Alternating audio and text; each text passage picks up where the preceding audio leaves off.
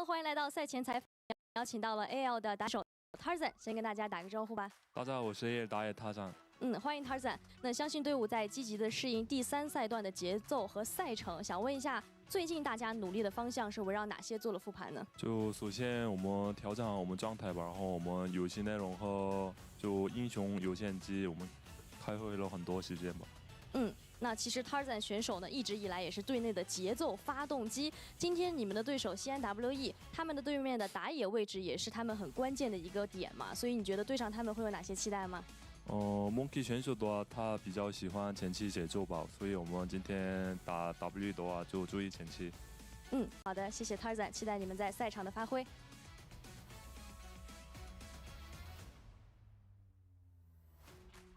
同样呢，我们也邀请到了西安 WE 的辅助选手 Vampire， 先跟大家打个招呼吧。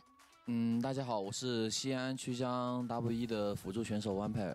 欢迎 Vampire。每一场比赛都是新的开始，新的挑战。那今天的这一场对局对阵到的是组内的强敌 AL， 想展现出怎样的游戏风采呢？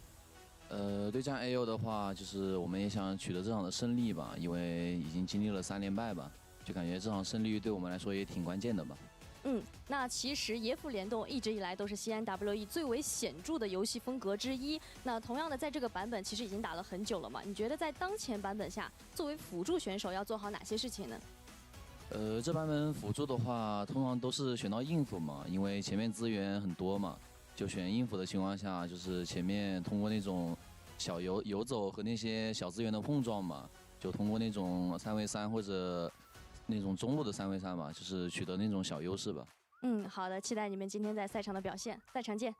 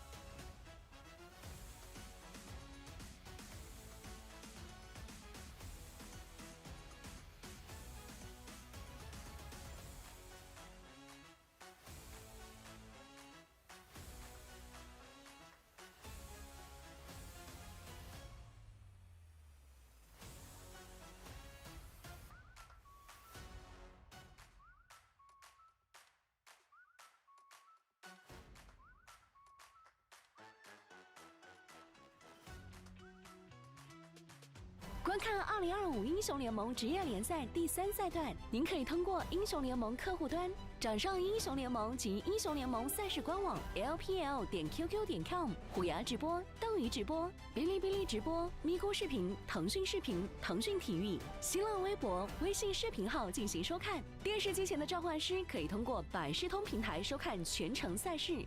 嘿，来认识一下这位新队友，全新沉淀 CLA， 李宁英雄联盟泳池派对2025新品现已上市，上京东搜赛事预测，使用 AI 预测助你赢1000元耳机。我在场就是主场，莫兹利安为 LPL 奶一口。全新 OPPO Find X8 系列夜景人像神器，夜拍超清晰，人像 MVP。Hello folks and welcome back. A quick PSA, this is important to today's LPL schedule. The second series today, Invictus Gaming versus Bilibili Gaming, may be postponed due to a typhoon in the Shanghai area and due to safety concerns. That may well happen. So we're keeping an eye out on socials for the LPL to see whether will happen. So it has been postponed. The match originally scheduled for July 30th has been postponed till August 28th. Thank you very much, Darkwell, for confirming that. So there will be no second series today. It's been postponed due to safety concerns around the typhoon in the Shanghai area. So it'll be a one series today. It'll be a nice and short and quick one, just WE versus Anyone's Legend. And yeah, we'll be here doing this one then. Alright, we're gonna go get some coffee, be right back in a minute.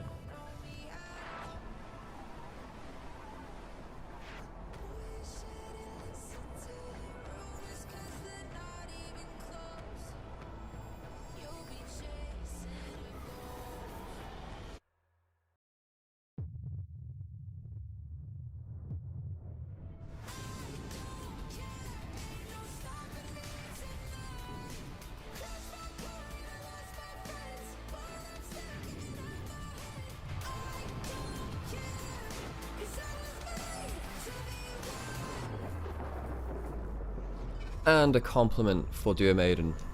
While LPL may be delayed for the Typhoon, I know that even if a Typhoon were to hit here, I would stream just to see Duo Maiden in chat. What a wonderful time that would be. You have English Rose Tea right now? That's a good one. I like that one. I like that one.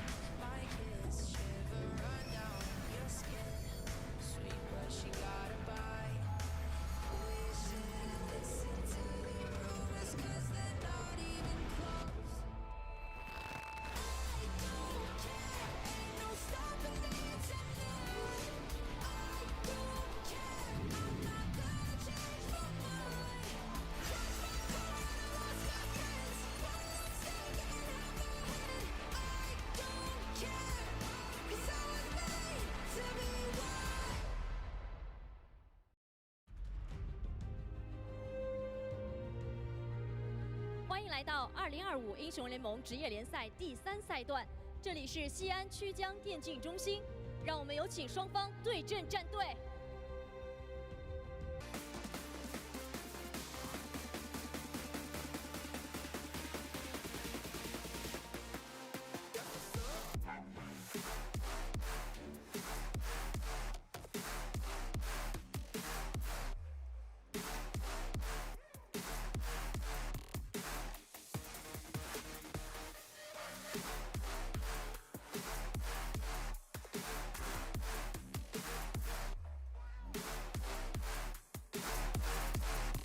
首先欢迎 Anyone's Legend， 上单 Flando， 打野 Tarzan， 中单 Shanks， 下路 Hope， 辅助 Kale。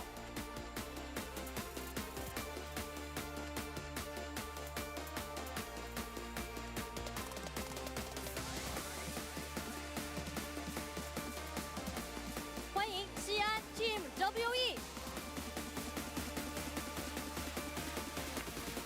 上单 Cube， 打野 Monkey， 中单 Paris， 下路 Tanjung， 辅助 Vampire。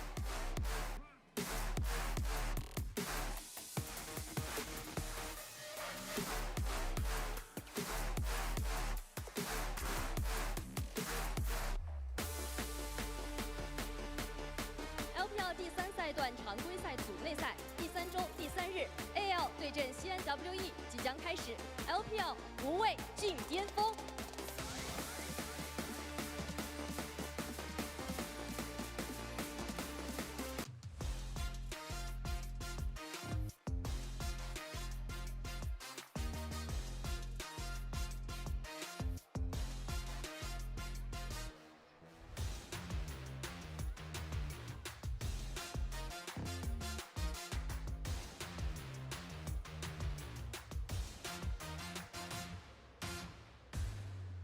What a wonderful time it is to watch some LPL. Welcome back, everyone. Let's get ourselves into it.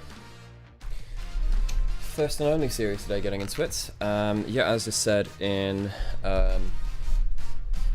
all of our chats, second match today has been postponed due to a typhoon in the Shanghai area, so will only be one series today. So we'll keep it short and sweet. One best of 3 means it's easy on us, which, you know, I'm not opposed to that. Into draft soon, I'd imagine.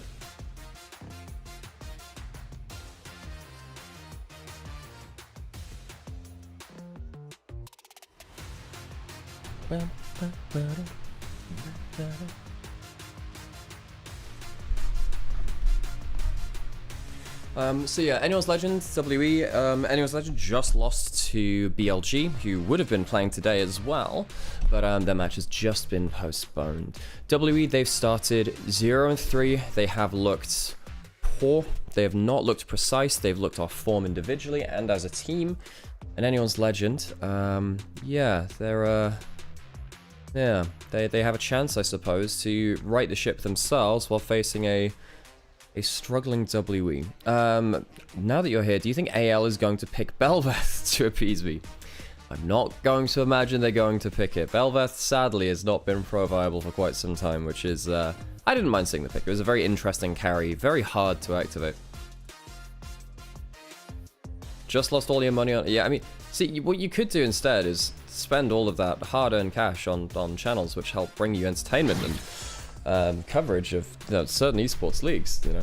Could be, yeah. Thank you for the follow, Slumface. Okay, right, let's go into our first and only series today. Reminder, again, the message is pinned in each of the chats. Second series today has been postponed due to a typhoon. Very understandable. And we're into that first draft. So, Anyone's Legend banning away the Scion and the Skarner. I mean, does that mean that... That's interesting, because of the way that Trundle interacts with drafts nowadays, typically you're okay not banning them, banning tanks, and instead taking a Trundle instead, but I suppose what they didn't want to do is give up Trundle Scion, Trundle Ornn in the first round, but at that point, don't you just ban the Trundle instead of banning the tanks? I suppose at that point you'd still have, yeah, still have that tank to deal with. Thanks for the follows, by the way, Fax, I do appreciate it. Pantheon banned away last. They really didn't want to give a tank topside over towards WE. To be honest, I thought they were very good around playing around tanks last split, but something which they fell away from a little bit towards this one, really. They play more towards carries towards Cube now. Not that I think that he's been that successful in the carries, but he's been playing them more. Trundle first pick. Wow, Trundle first pick. Ban the Scion, take the Trundle. Yeah, you can go towards Gwen or Rumble. They choose the Rumble, but you can still... hang on. Whoa. You can still take Ornn, though. I actually think it's a big mistake to not take the Gwen. They take the Talia, which is Karis's comfort pick, and one that W tend to use more, but don't you just lock in the Ornn now for Flandre? Isn't that just an easy slam dunk?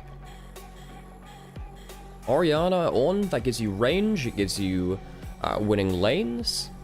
Ornn does do very well into the Rumble too, as we've seen recently. Yeah, you pick the Ornn. Trundle Ornn has become the broken topside combo this split. And the Orianna as well. So you have decent lane of the Ornn versus the Rumble. You have a winning lane of the Orianna versus the Talia. You have a tank in the top lane that can't really be denied into double AP solo laners, so you can go stack MR. You're not feeling bad about this, I think, as Anyone's Legend at all. Alistair locked in for Vampire. That's a tank which can ignore the Trundle ultimate, which we've talked about many times before on the stream.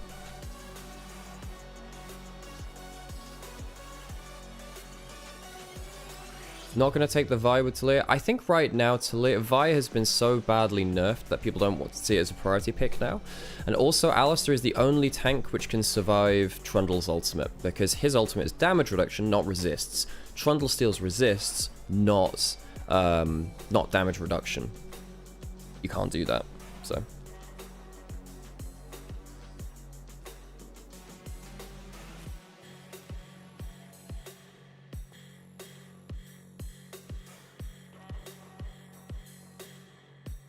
Okay, picks and bans. I say that, we've been in them this whole time. Bans for the second phase, largely focused on the bottom side, obviously, with a little bit of threat from jungle, I suppose. I know Legend could ban away something like the Wukong, they could ban away Jarvan. They ban away Viego. Monkey is a big Viego player. Second round, we have seen more of Aphelios coming through. Aphelios versus Ornn is not fantastic, though. I wouldn't expect that to be locked in. I'd expect something with a bit more mobility. But that's, you know, something like the Corki. Can't have the Circus, that's been banned away. So they do go towards that. Early game comp now from WE. Talia, Rumble, Corki, all kind of 1-2 item spiking champions. Not necessarily about the hyper late scaling. Hey Sam, how's it going? So bad. Whereas AL, they see that you now see the full bot lane of WE, and you can counter that. That's kind of rough for WE actually. Yeah, you know what? Kais looks pretty damn fine to me. That gets locked in. You can lock in a Nautilus now as well if you'd like, or Rel. I think Rel's fine too. Like either of these are completely fine. Rakan also not bad here because don't have to primer engage because there's an Ornn on your team. All of these are completely fine options to me. Really, it's what Kyle's feeling on the day. I think actually the Rakan's pretty good because it allows you to get into and out of the fights and has a better laning phase versus the Alistar than something like the Nautilus or the Rel most of the time. So that'll get locked in. Last pick now from Monkey in the jungle. Rarely do you see a last pick jungle. It is Monkey though. I don't know if I like the Vi. I mean, Vi hard diving into a team with the Trundle. I think. I mean, the Cataclysm can get broken by the Ornn E as well. I also think, and also one of my big problems about Jarvan is that once Jarvan is into a fight, a lot of the time he doesn't get out of it. Gone are the days where you'd flash ult, flag drag out easily.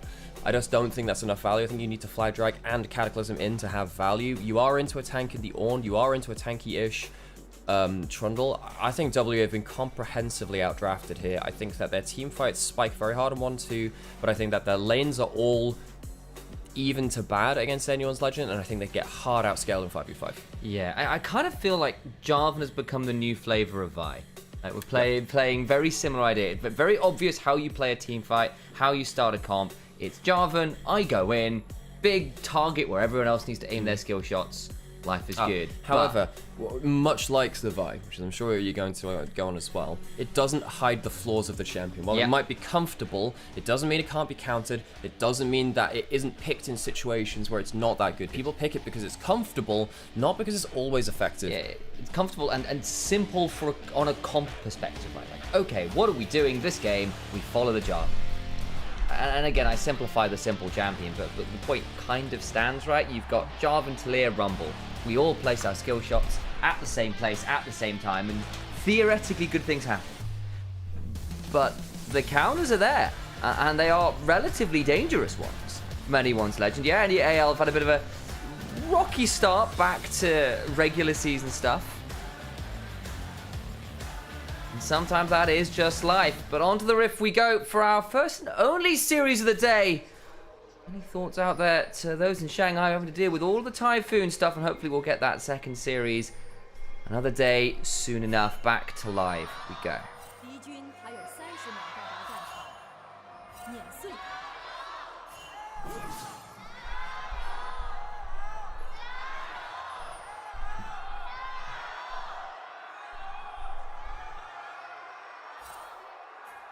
A lot of yelling going on here.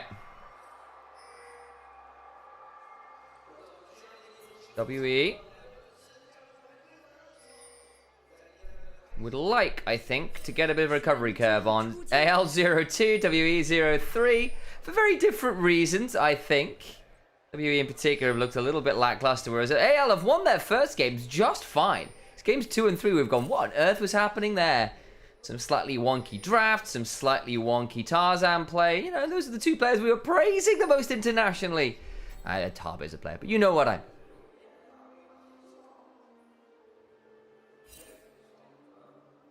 Typhoon and Vampire. I've walked across awards. There were known quantities there, so Kyle will walk up and whack the Corki a little bit. Gets the Gleaming Quill off. Doesn't really lead to all that much, though. Kyle getting a few nice autos down here on the Rakan. Not always a guarantee, actually, at the level 1. Nice backstep on the Foss Bomb. And again, Alistair level 1, notoriously very lackluster. Headbutts the Kaiser away, denies ACS there. Tell you, missing a second Foss Bomb is a bit rough, though. He's not hit the wave with that at all. I'm assuming they are aware they're going to get shoved in here, so that's fine. So looking for the trades, but missing both of them really sucks. Because Hope and Kyle have certainly not missed a lot of their skill shots on the other side. It's in a very challenging scenario.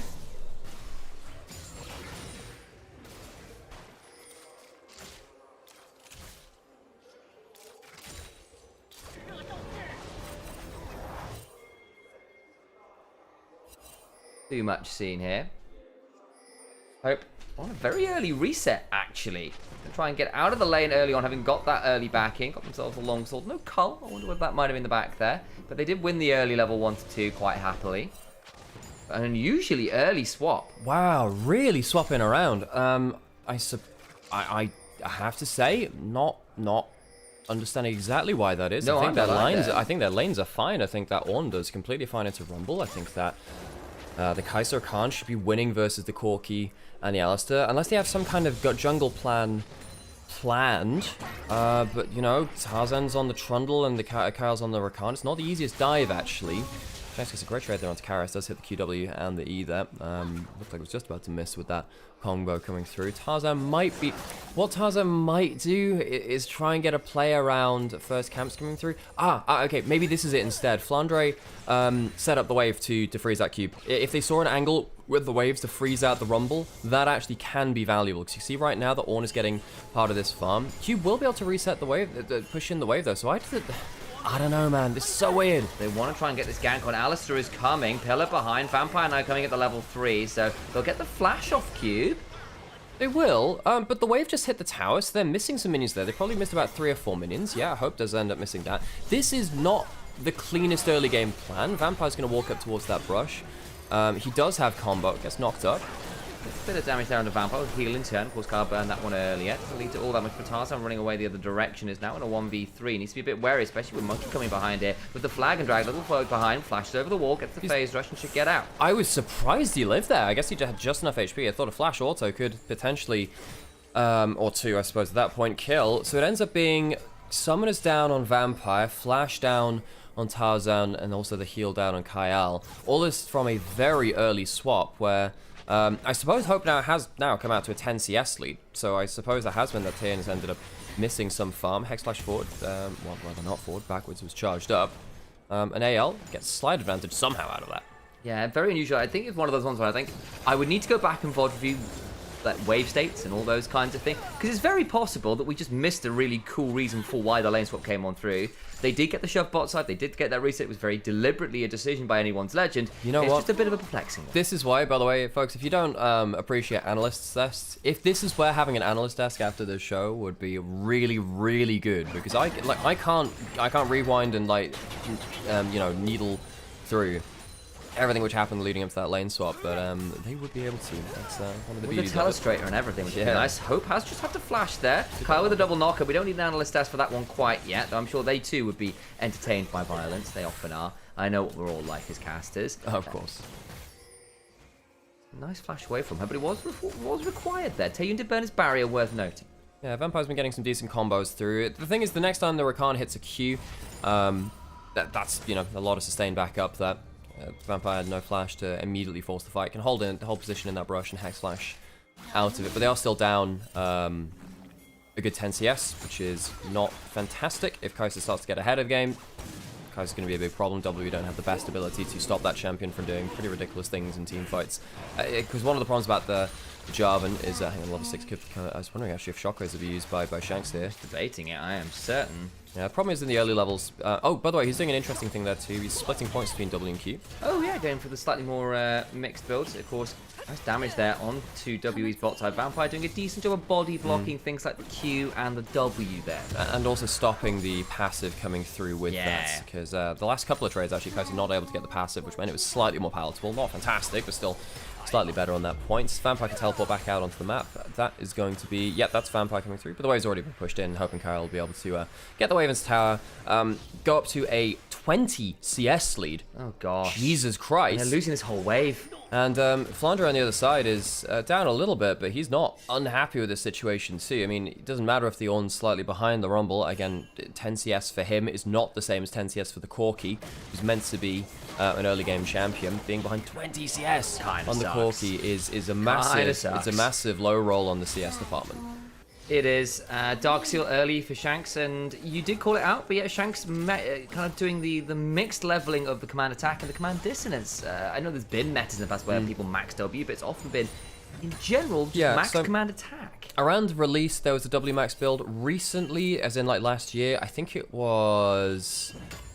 Was it Scout that was doing that? There was a Chinese mid laner that was playing, as in an LPL Maybe mid it was laner. Shanks. Playing W max quite a lot. Ah, shit, there was another player as well. Faker doing it occasionally. Jackie's in the LEC did I it. see. Jackie's in the LEC did it quite a bit. But what it means is that you have less ball mobility, but you have really good heavy trading. It used to be the problem where it was too mana intensive to do that, which is the problem on release as well. If you did W max, it would just run you out of mana very, very quickly. The increase on it was ridiculous. Whereas you can see it now, he is going towards the 3 points there, but he put a second point into the W early, which I found quite interesting. And there is that third point now. Just put it in. So he's tandem maxing them. Tarzan going up towards the Grubs first now. Alistair coming over. One secured. Cataclysm in. And the headbutt pulverized, but I don't think Tarzan cares. He's just putting a subjugate down. Into the backline, goes home. Shockwave after. On top of the Kaiser gets value. Karis has to flash out the back of the pit, but that means a lot of your damage is now not in position. TP's rolling. This will be Cube coming in with an equalizer potentially. Karis is on the slang, can get a flick back. Has to be good though. Equalizer, yeah, that's the next big thing. Flash, headbutt, pulve, not the best angle, but the flick back is solid. Do they get the damage after? I don't know. Tarzan low. Gonna get the pillar down to Karis. Trying to get value. Kyle body blocking the threaded volleys. Hope trying to get value. Taeyun in danger. Has got the barrier to stop the clockwork wind up as Hope goes down. AL split the fight and end up falling. Burn down goes Cube. And in the jungle, look, Monkey is there still. And Flandre never teleports. What's he doing? Anyone's Legend had a great winning angle there to get the Grubs afterwards. Rakan might die here as well. I don't think his W's on cooldown. WE pick up the fight after a bad entry to it. The flick back was not comboed up with the equalizer, but Anyone's Legend dropped the ball harder, and WE will end up getting 3 Grubs because Flandre doesn't teleport. And Shanks turns onto Taeyun, they split the fight, but then the barrier comes off cooldown, so Taeyun survives the last auto, and then the Orianna can't keep going. It's a disaster for AL. We do end up getting the 1 kill in there, because Shanks ends up getting the shockwave onto Monkey, so the jungler dies early, and then you think, well, okay, Trundle's got press the attack active and has the Orianna shields and Rakan helping them. This is not a bad entry into the fight. Monkey dies very quickly, but then, yeah, the split of the fight is really poor. Tarzan goes in and tanks a little bit too much damage, so he can't fight that much either, and Ornn never teleports. Ornn just never teleports, and if he was never going to teleport, then, well, you shouldn't be taking this fight. Luckily, the equalizer is poor from Cube and means that the extra damage doesn't easily come down onto Tarzan and Kyle, but what a strange fight. It really was, and obviously on the other side we've seen Taeyun survive, and they can't get onto Karis, who ran out of mana, and at this point you just have to sack a player, just give it up. Not lose everyone, it gets really awful. Still, I mean, WE, they'll be happy with the 3 Grubs there, considering the situation. Really should have lost that fight given the entry to it, but that's a sigh of relief, really. Shanks doesn't have flash. Roaming into the mid lane. Does just sidestep the massive shot back and shockwaves too. That is that's not coming on over. It can get worse, yeah. He just cancelled the Alistair combo too. Vampire got it. Shockwave out of his headbutt. Oh, quickness comes on down before the seismic shot into the grand entrance on Vampire, who's got himself some unbreakable will. They're still ready. A double headbutt pulverized, but it goes down regardless. AL outplaying the mid lane. Shanks breaks WE's ankles, legs, and everything upwards. He shockwaves the Alistair out of the combo, which means that there's no follow-up. After sidestepping the Cataclysm, kind of surrounded shove back, ends up dodging everything he needs to. Massive play from Shanks after they just gave up an easy fight to WE around the grubs. Did look like in the picture-in-picture, Flandre forced to burn his ult to clear the wave there, and does so. That might have been around the, that was at the play around the grubs, because he had the ult on cooldown around then, and we were questioning, well, why didn't he teleport? Perhaps he was thinking, okay, well, well, I don't think he was forced to either, because he was full HP.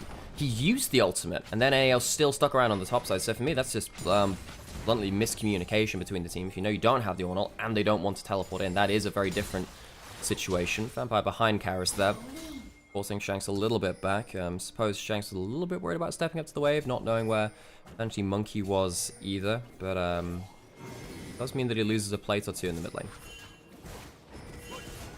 Okay, we have got the date, by the way, of when BLG versus IG will be. August 28th. It's going a long, long way into the future. So we'll have to wait for that one a little later. But right now, there's violence occurring around the dragon. Chose the wrong moment to bring that little tidbit to all of you back home. Not a great ult there. Monkey can get a Cataclysm in. Tarzan flashes away. Does get himself a little bit spit off. Now turning around a bit here. Damage from Karis. Equalizer is solid, but Tarzan still gets to walk out, not burn down. Flandre left alone. Carlo can get in the backside, though. Quickness gets Hope into the backside. Great shockwave! It's brutal, but Hope flashing away, staying alive. They've lost the Ori. It's not quite enough. It ends up being a 1-for-1 as Shanks falls at the back end. And once again, the play really highlighted by Flandre's lack of impact. The ultimate, if it was used a little later, I think would have been incredibly powerful, but didn't have it. Used it at the entry to a non-fight. WE end up taking the 1-for-1, despite what looked like a poor fight at the back end of it with a wonderful shockwave combo. They walk away with a dragon. They walk away fairly happy, given how the situation was. They should have lost that fight, but we said that about the grubs. They ended up winning both those plays. Credit to Monkey, gets Hope into a difficult position, has to flash barrier and ult out, or he's used the ult already, so the moment that went down, a lot easier to pin the Kai'Sa down. We'll have a look again, because you're right, the ult from the Ornn doesn't really get what they're after. No, it's a poor ultimate again from Flandre, and he puts himself out of position to do this. Tarzan also doesn't have flash, doesn't have ultimate too. He used that ult in the mid lane to kill Vampire a little while ago. Actually, no, should have. I'm not sure where he ended up using it. I forgot about that. But yeah, I guess the damage from Annual's Legend is a little bit far away. But the shockwave combo is really good. It's a 3-man shockwave. I think they thought it was going to deny the flag drag. It doesn't end up doing so. If it cancelled the flag drag, I think they end up confidently winning that fight. Not to be, though. Monkey getting that flag and drag off partway through it, I think, is pretty valuable, to be honest. That could have changed things greatly. And again, the game state, not the end of the world. AL up 1,000 gold, so they're all right on that front, but it's the objective stacking on the other side for W, who just picked a feat of strength because they got the second dragon, they got the grubs. They're all right as well, honestly, all things said and done. Hey, Kat, how's it going? Thank you for the raid, though. And welcome in all the viewers. So, Anyone's Legends, they do have a scaling comp. Exhaust, hang on. Exhaust was just dropped on Kyle. I suppose that's there just because Spellbook wanted to get rid of that one, but Exhaust is quite valuable one. Surprised he ended up using that. Tarzan on the other side, do they do anything around that? No, can't really die with a Trundle and an Ornn. Anyone's Legend are a scaling team, and they are still ahead of the game. WE, while they might have the dopamine of winning the fights now, I do think that runs out after a point. I think that we're going to get to a point where Shanks will have Seraphs, and I think he will go towards an earlier Zhonya's as well. I think a Zhonya's is very powerful in this comp to deny some of the damage, like, you know, the immediate follow-up of the Talir combo. And as soon as you get to that point, I think WE, that's where a lot of the good feelings and the good vibes start to run out. Yeah, that's the one. Actually a done deal, yeah. I think AL, some almost great fights with some slight misexecutions have come into some weird spots. And credit to WE as well. I know we're obviously focusing a little bit here as AL, but I think WE as well, considering we had some concerns about how challenging their comp might play into AL's. Not that it's a bad comp in and of itself, it's more of a matchup issue. They've actually done a fairly good job of playing these fights out.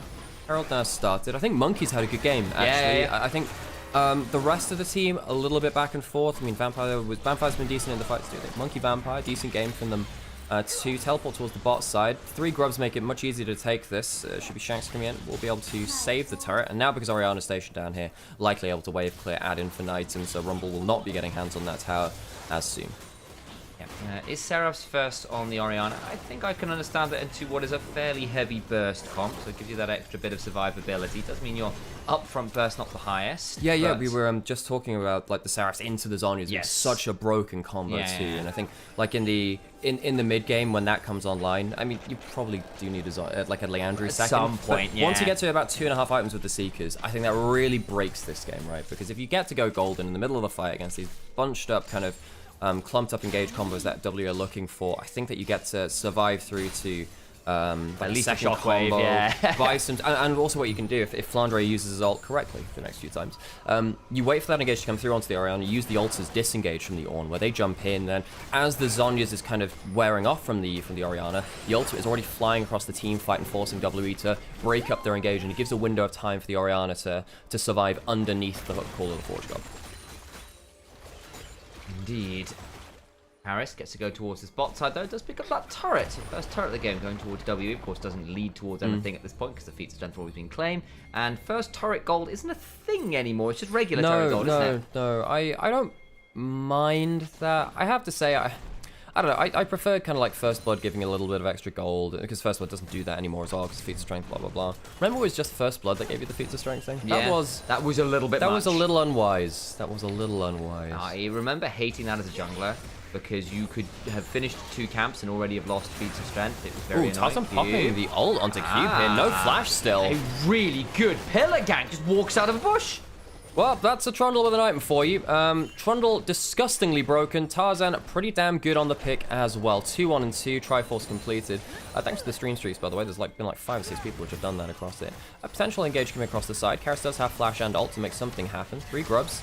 Use the pressure down to her, but they can't take it completely. Going with the quickness in, actually trying to get onto Taeyun, who flashes away himself. What about Tarzan? TP behind, Weaver's wall. Buying time puts Tarzan on the wrong side. Flashed out in a really good location. Now Shank's looking for more. They're going to kill off the Corki, knock into the wall. Shockwave after, onto Karras, who will heal and pray that he can survive. No chance, down for the count, and now they need to back out. What started as WE trying to push out mid lane tower ends up leaving them in a bit of a lurch after they retreat from it in a scattered formation.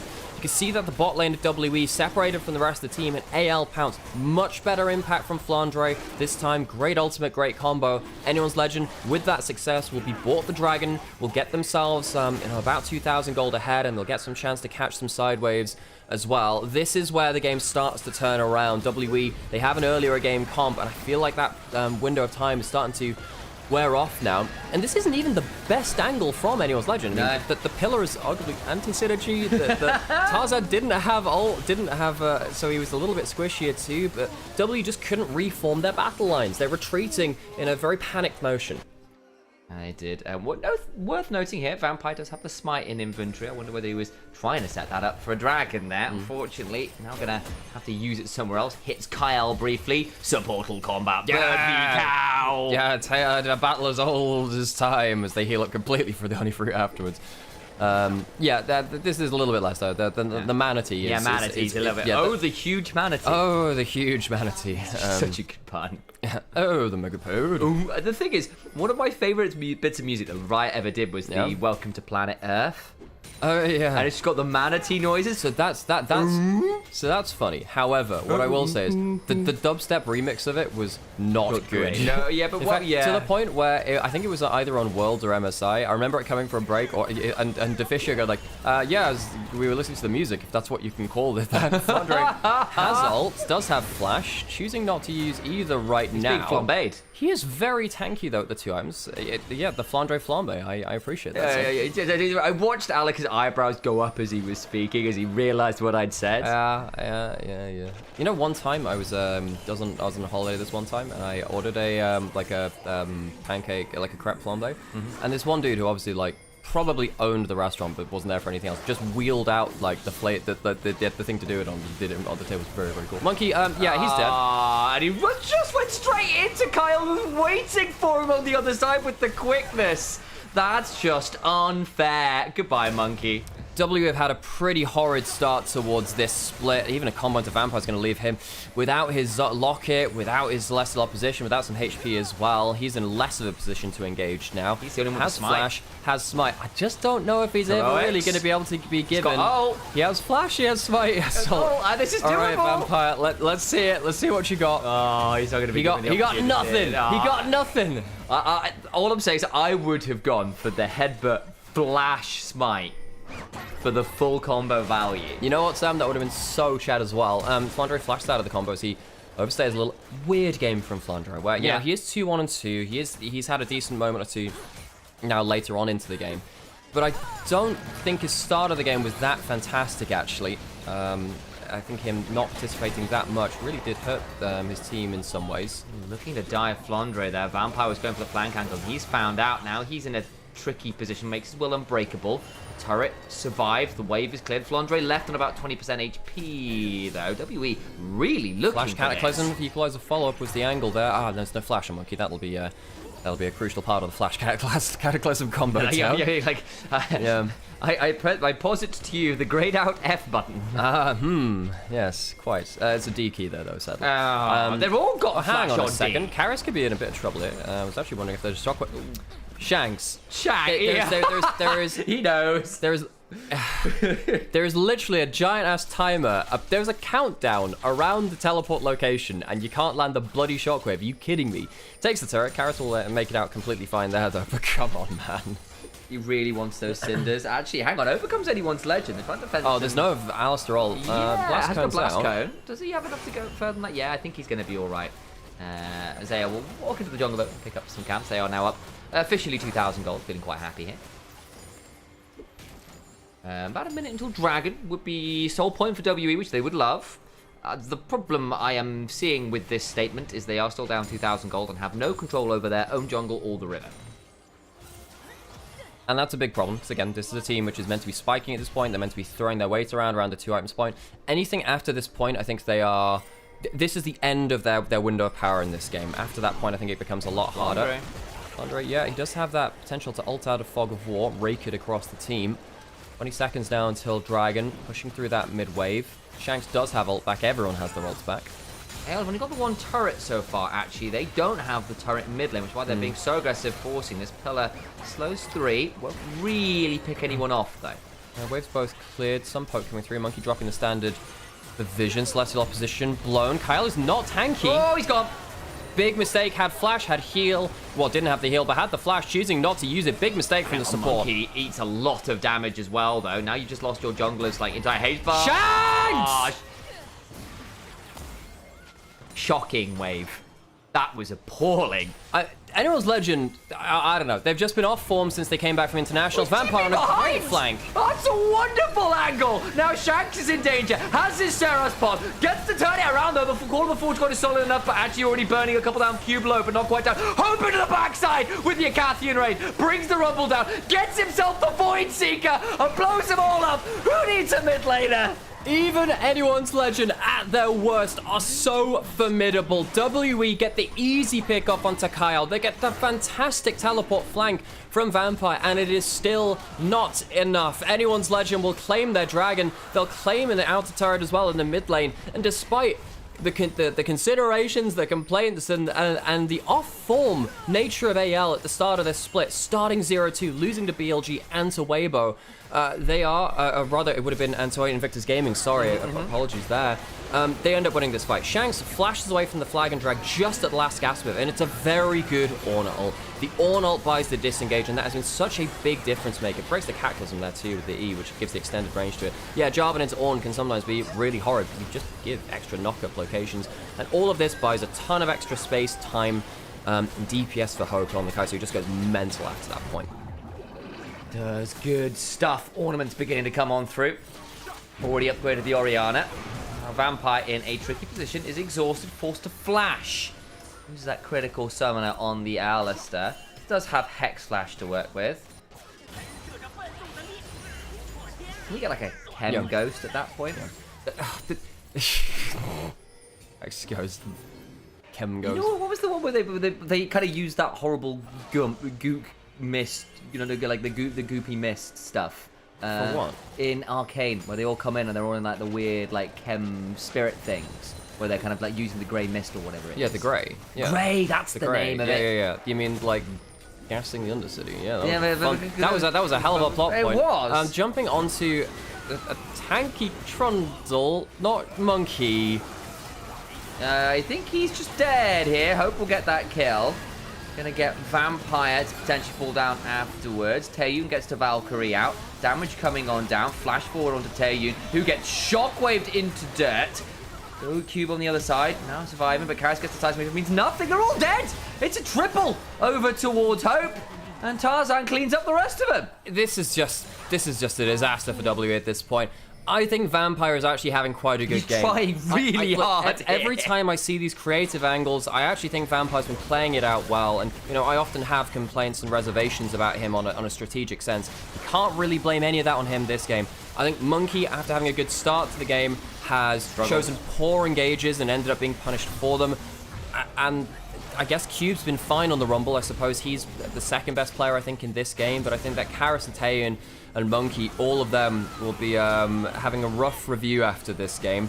This is a very poor engage from Monkey and Vampire onto a tanky Trundle. That's not your target. You are now out of combos for the rest of the team fight. It's one of the big issues of Jarvan and Alistar, actually, is that when you use your combo, you don't really get a second one that quickly. If you're Leona or Nautilus, your second cooldowns tend to be actually not too far off. You can engage onto the first target and then, you know, wait a few seconds if the bad damage isn't quite there and you can follow it quite well, but not the case here. Now, 10,000 gold advantage, all items to everyone but one of his teammates from Flandre, and WE, they've just been blown off the rift. Got an upgraded Kraken Slayer, the artist formerly known as Wormfallen Sacrifice. That was once upon a time the ornament name. Hex Flash from Vampire, Killer, Headbutt. Doesn't lead to all that much here. On towards the tier 2s we look. Hope with Baron buff empowering himself, staying a ways back. He's got the killer instinct to come join a fight potentially. Flandre empowering the minions in mid lane, and Monkey's trying to clear them out there. Mixed success. Hope doing a ton of damage to the threat. That'll be gone. God, such a fed Kai'Sa. He's had no threat onto him. I think WE have really struggled to hit the backline, and you know, this is quite a strange feature of this team. WE, when they start to oh bloody hell! Yeah, didn't realize you could cook a steak with a shockwave. Clockwork steak. Do that one. Turns out we're not cooking with gas, we're cooking with electricity. Good value in there, and they'll get the inhibitor turret and the inhibitors in both mid and bot. In this game, in a 5v4, looks pretty done to me. Yeah, a bit of a poor moment there from Vampire not popping the ultimate. Again, he's actually not had the worst game here, but it's not like he's been without a stakes, dude. But then again, you really blame him after this kind of game. Game feels so done, and it probably will be in a couple of minutes. It can be a couple minutes, maybe just a few seconds, because anyone's legend see do the it. angle, and they'll get Hope ulting in. The killer instinct sees the weakness in the under-strength WE. More violence to be found as Tarzan gets headbutted, but not onto the fountain. Vampire likely to fall. Triple kill towards Shanks. Make that a bit more. He gets a quadra to end the game out. 8-2 and 10. Shanks on the Orianna. Missed a few shockwaves, but hey, hit a couple at the end there to clean things up. Anyone's legend, much better composition. Much better drafting from them. I think WE, their drafting has been poor in this split so far, which has set them behind in their strategic plays in the game. It gives them a timer on some of their games. It's really set things up difficultly for them. And Anyone's Legend, easy-ish win actually from that first game. They could underperform and they could still end up winning there. Hey folks, Initialise here, joined by Nymaera. We are here for a single series day. Very unusual, this one. We will give a bit of a heads up here as well, just to make sure that we did get this. I kind of mentioned it in-game, but it wasn't the best timing. We have officially heard that IG versus BLG is going to be postponed because of typhoons happening in Shanghai, so there is just no gameplay happening. However, because of scheduling stuff and the arena being used quite a lot, it's being postponed effectively a month, guys. 28th of August. It'll be happening at the end of the split, basically, because you can't really put it into the game days beyond that point.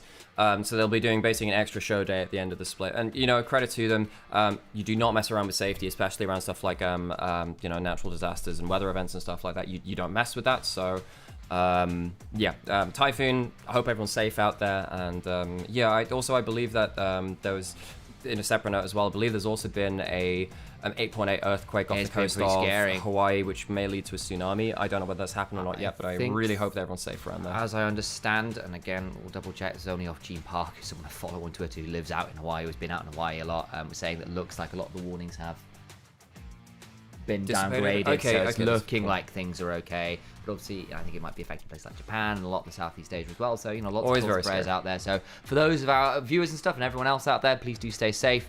And hopefully we can bring you a little entertainment while the weather is being a little bit crap. A bit of calm in the storm. Okay, well, we'll take our break now, and we'll watch those highlights. And because it is only a one series day, that means I've got to get my horse game on. Get it in quick. Got to get it in quick. Do you want to make you a coffee while you're doing that? Yes, I would love that. That can be arranged. I had to walk to work in a typhoon once. What? Oh yeah, I walked to. So when I was out in drenched Japan, were you? I'm not even joking. I had to hold my umbrella up forwards like a shield, and I had a circle on the front of me that was dry because the rain was going sideways and everything else was soaked. That is ridiculous. I actually got. I'm not even joking. I got a little tardy note from my school that I was working at because I stopped in my changing room to change into dry trousers. You kidding me? Well, I'm not joking. gonna lie. The vice principal was a very stickler. It was a big stickler on timing. I do love Japan, but in a whole bunch of things, but yeah, that's too far. But all of this is to say, I completely sympathise with people who have to deal with typhoons. They are miserable. I don't rate walking to work in them. And I hope you guys have experienced that very base level of experience with it at the very least. Well, there's your stats. We'll get some break stuff in as we were saying, and we'll get around to. I need to make this not full screen. I actually now have. I have like a 3-star primary, which is really important, and I have an 8-star to use. So I have some really good things to use now, which is very cool.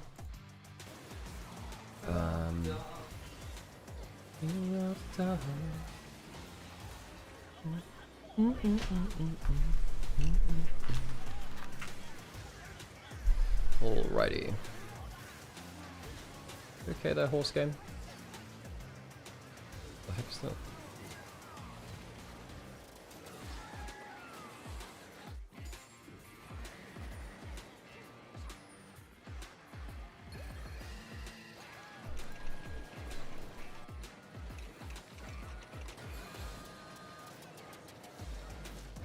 Whoops, what happened there?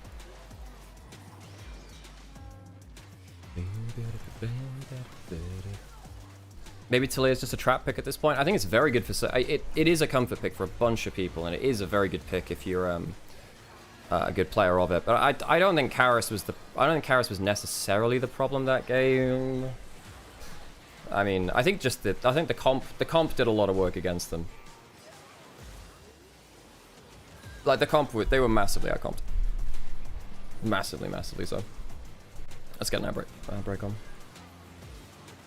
And let's...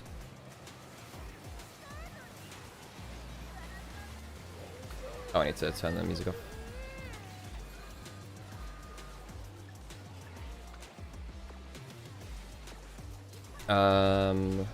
What are we? We just did our debut race, I think. Sure, we'll do a wit training. Hope for an energy up event. Haunts check. Yes, got an energy up. Nice. So we get the energy up from the wit trainer, we get the energy up from the event, which is nice. And then we try and get energy up from this. Nice, awesome. That's why sometimes you don't rest. And we're going for more stamina, I think, with this one. I think that was my idea anyway.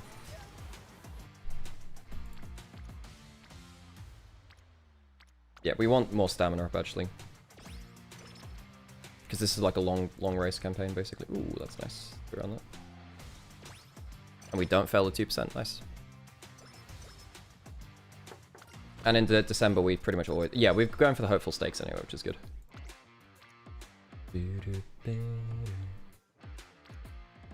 42%. We roll it. We roll it. We roll it. We roll it. We roll it. We roll it. And we hope it doesn't fail. Fuck. Oopsies. And then we high roll. And we end up losing it. Oh shit. Okay. Oopsies. Don't worry. We're definitely not throwing a campaign. It's all good.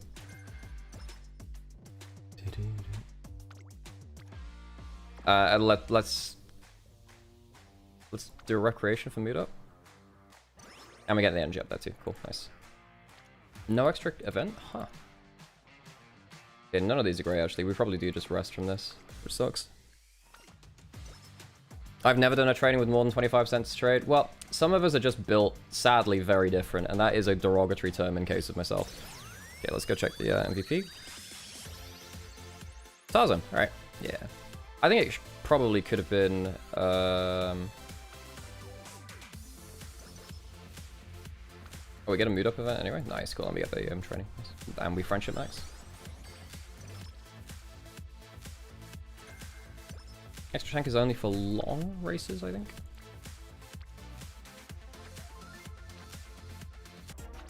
Get a bit more power. We are like a late surge, so we do need power as well.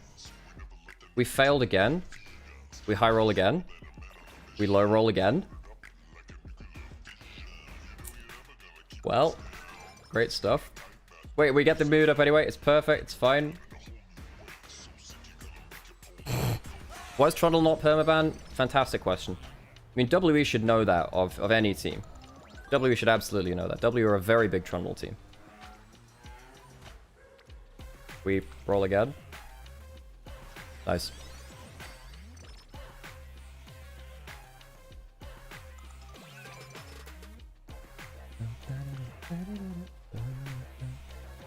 Do we want any skills? Pace is okay. We're not doing sprints, so that's not really that valuable. The fight is actually pretty good. We are a late surger, right? Yeah, we're a late surger. Yeah, we can do fighter. Fighter's actually pretty good.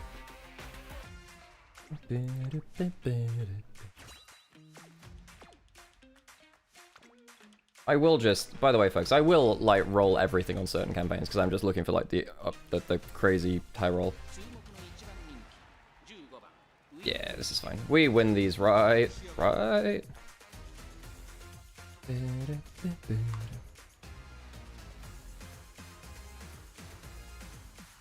It's so great they changed it so to a champ can only be picked banned once a series. I personally still have reservations. I think that it has made the overall gameplay of League of Legends worse in Pro. Because I think that I would much prefer seeing the best players on their best champions multiple times.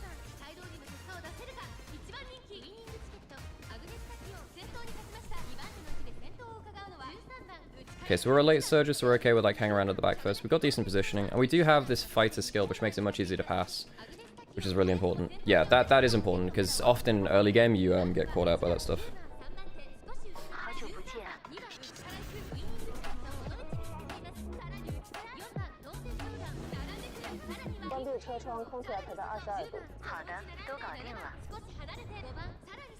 Yeah, we're in a really good spot. Yeah, we're not getting boxed in. We've got plenty of stats.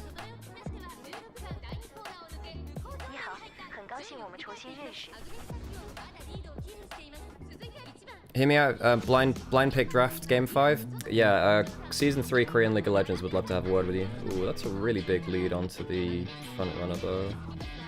Agnes in a frickin' lab coat.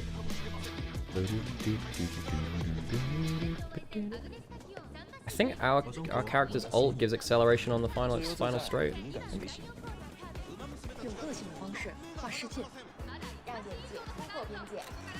Get him winning a ticket. Yeah, we catch that.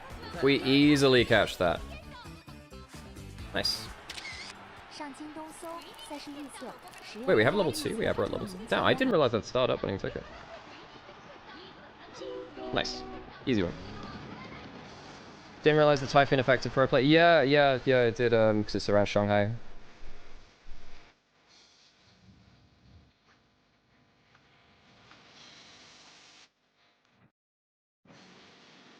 Carol, yeah, sorry, I did see your message. I did.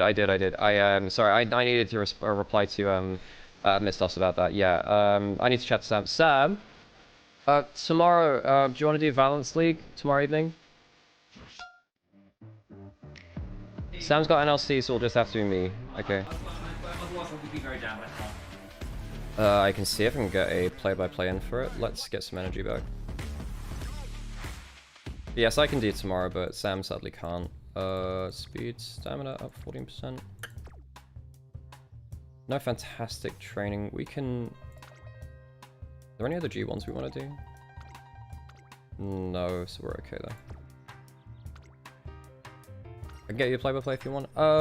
Sure, if there's someone in mind. Yeah, if there's someone in mind, yeah.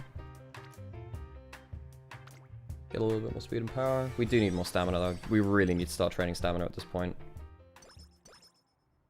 目前我们打完国际赛之后回来，现在状态的话没那么好吧，然后我们后面状态调整好，然后我们游戏内容也做好吧。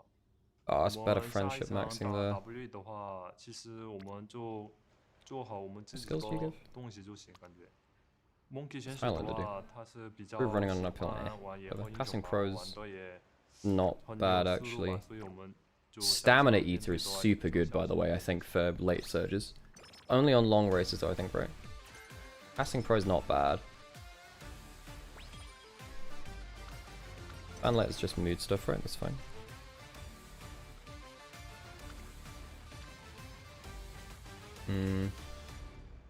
What length race is this? Is this medium? I don't actually think this is better. We really need to start training stamina, so. I attempted to play-by-play my mate's games, fumble pretty hard. It's a lot harder than you think up until you try it. Yeah, it's not an easy thing to do. 40% off is... This is only for long races. We do want to do this, but just not right now. And none of these other skills are going to be that useful. Okay, we'll be able to do like one race, and then... I don't know if we win this. It's a G2. Oh, G2 is so easy to win, you know. Just like, you know, G2s are so easy to win. I'm so confident at racing G2s. No one showed them this clip, you know. Can we get G2 into... Can we get... Does G2 need a Uma Musume esports player? Oh my days, that would be funny. Does anyone know if G2 needs a esports player? Does anyone know? Well, actually, wait, hang on, which gate are we in? That's important. 15. This is fine because we're 15 on gate 15. It means we're on the outside. If we were like 1 through 5 or something like that, I wouldn't go late because you'd be stuck against the post and you get boxed in. Whatever. We're kind of YOLOing this campaign. I kind of like, I feel bad about this one in particular because this is Hanavai's favorite character in the game, so I'm sorry if I'm ruining your fave.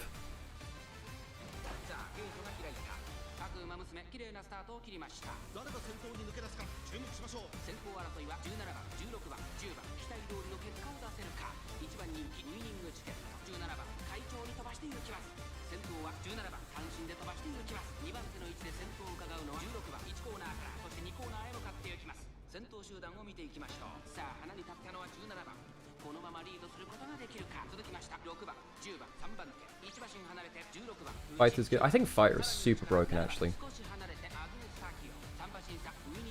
Especially early game.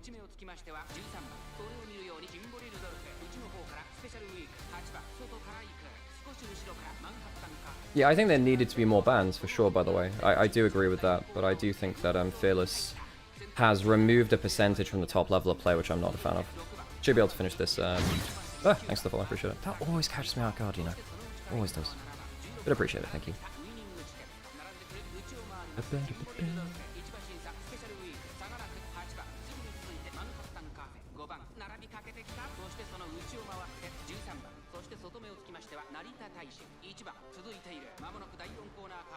Yeah, we should still win this one. This is good. Yeah. Awesome. We have the stats for this. As long as we're not boxed out, we should be winning. I need to pay more attention to the bracket that we're in. Like when we're at the start of races. Good stuff.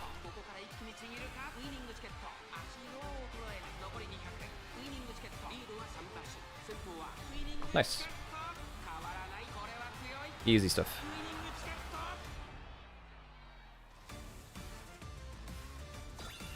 Nice. And now we shall do away with the horse game for a little while. Did by 5 lengths as well. Perfect. Cool. Let's get back into it.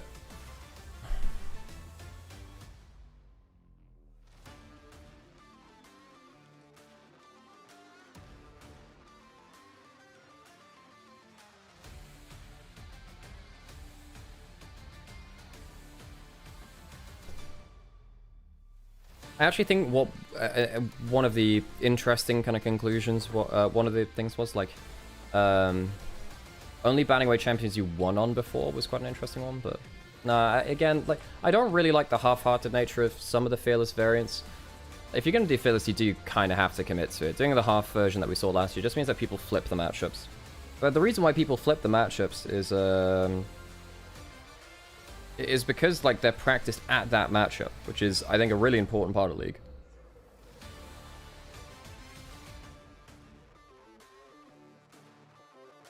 Into the second draft we go. We've done our ad break. We've done our due diligence, playing horse game in the break. And into the draft we go. Gwen was not picked last game. I think it was a big mistake to lock in the Rumble instead of the Gwen. I actually think Cube had an okay game on the Rumble. He had one bad equalizer, but I think he was actually doing fine. I think his teleport in around the grub fights was important. I think on the whole, he was doing his job well in team fights. I think really it was, you know, Monkey, Karis, Tane who struggled a bit more.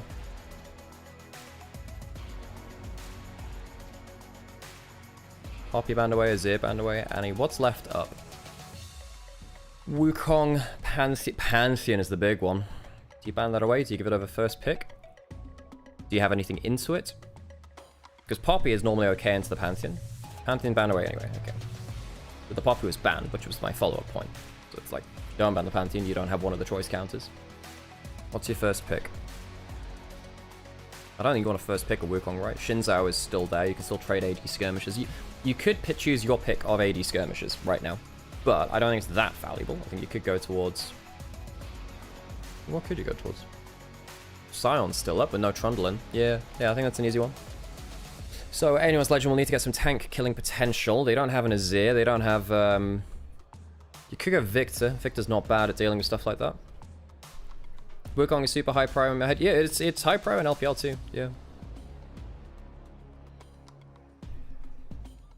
Also, the Poppy ban wasn't just there to set up the Pantheon. One, I think it's to force the Pantheon ban, but also it's very good for both Kyle and Tarzan, so it's kind of like a double flex. We did say the Victor was a good answer into that Sion, which is why it's been locked in so readily.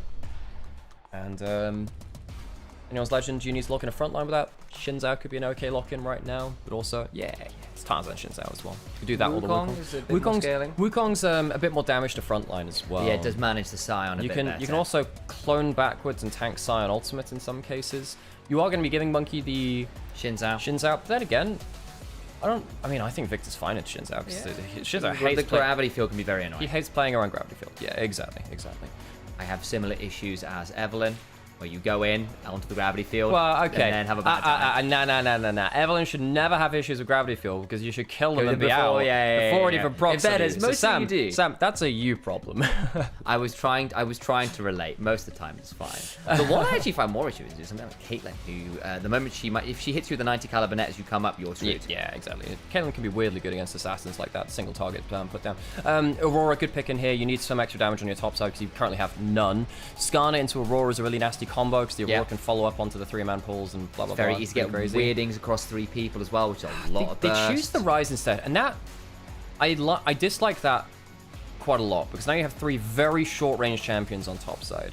You do have quite a lot of ability to come in from weird angles there. We're driving through walls and realm warps and ult from Sion. Like, I think there's deceptive flank angles there. No, for sure there are, but if you ever get held at arm's length, your team fight goes really badly. Are we going Flandre Sejuani top? It's a return of Flandre's Rod of Ages Sejuani top lane. I think it is. Isn't this good into tanks? It's good into tanks because you have a ton of percent HP, and also it gives you a really good front line to play against WE's comp. That's fantastic. Do you run flash on this champion, or do you go ignite TP? No. So the times when so it's very important you bring that up, because the last time we saw Sejuani be top, the last time we saw her being top lane was actually still just Flandre. But the last time we saw it meta top lane was into Mini-Gnar, when you'd go for the ignite TP to kill him with level 6 with ignite. You don't do that anymore. You don't do it into tanks. You never used to do it into tanks anyway. It's just into squishies you could burst out with ignite and double proc of your E passive from passive, ult, ignite, and it goes kind of wild. Go mad. Spellbook. Spellbook is fine. You're meant to be a frontliner this game. You should still go after Shock in this game, or Phase Rush. One of the two.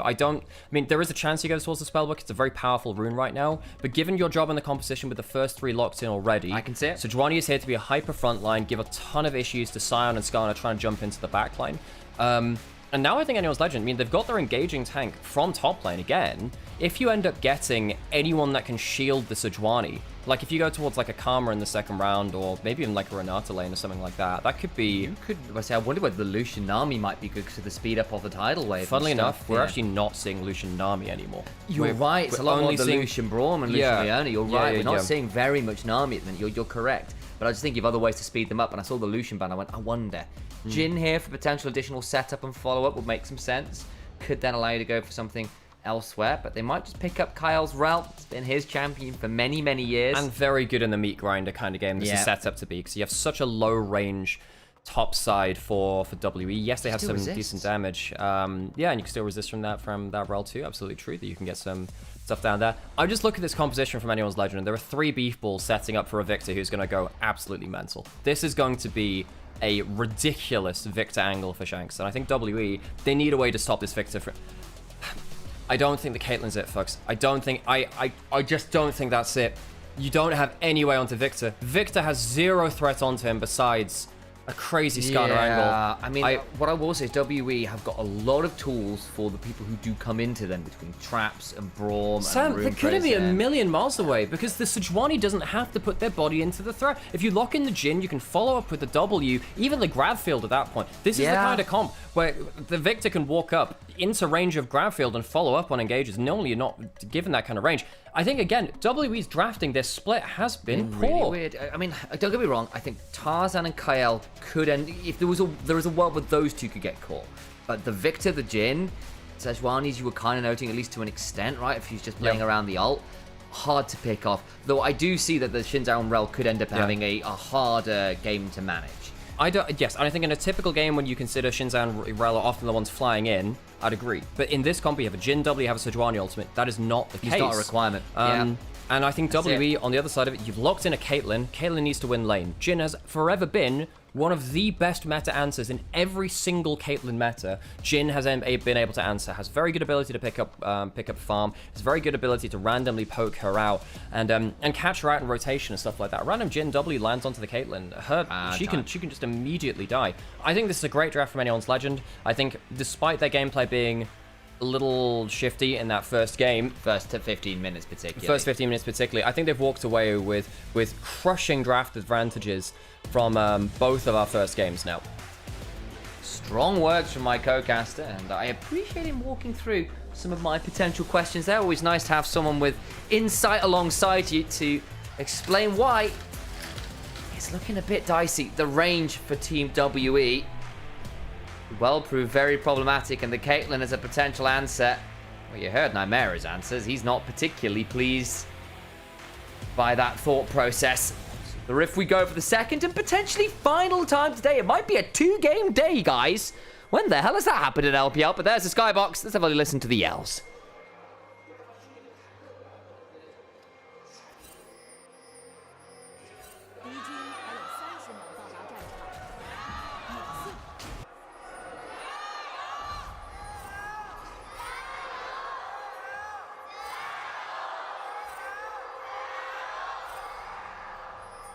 Nice mixed one. What a booming arena that is. WE. I'm just going to look to see if there's anything there really available at the level 1. They'll put a ward down, but it is a known quantity. Hope. Where is he going? Interesting. Okay, linking up with the rest of the squad. Do they have a sweeper? What a wild draft advantage, by the way. Holy moly, did we see that statistical? It wasn't blue the entire game. Normally it's a 1 or 2% difference. Okay, that's what happened to the picture-in-picture. Walked across the ward, it's swept out. Good grief. Well, Hope and Kyle get to lane just fine. They sweep out their own wards. Ward there from WE, though, in that bush. Gives them a bit more advantage. Shattering Strike. Potentially in danger here as the concussive blows come on through. Kyle eats a bit of a chunk.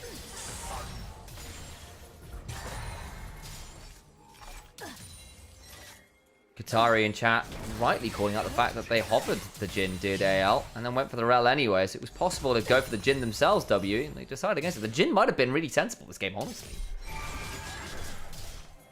Well, they go for the Caitlyn, and I think it is going to have to be an outperformance hit. What that'll happen or is a very different question. Level 2 hit by a WE first into that bot side. Good chunks early from Vampire, and Taeyun getting access to the wave allows that to happen. The Shinzao is pathing bot side, so with the Skarner, potentially get a bit dicey down there if they overshove.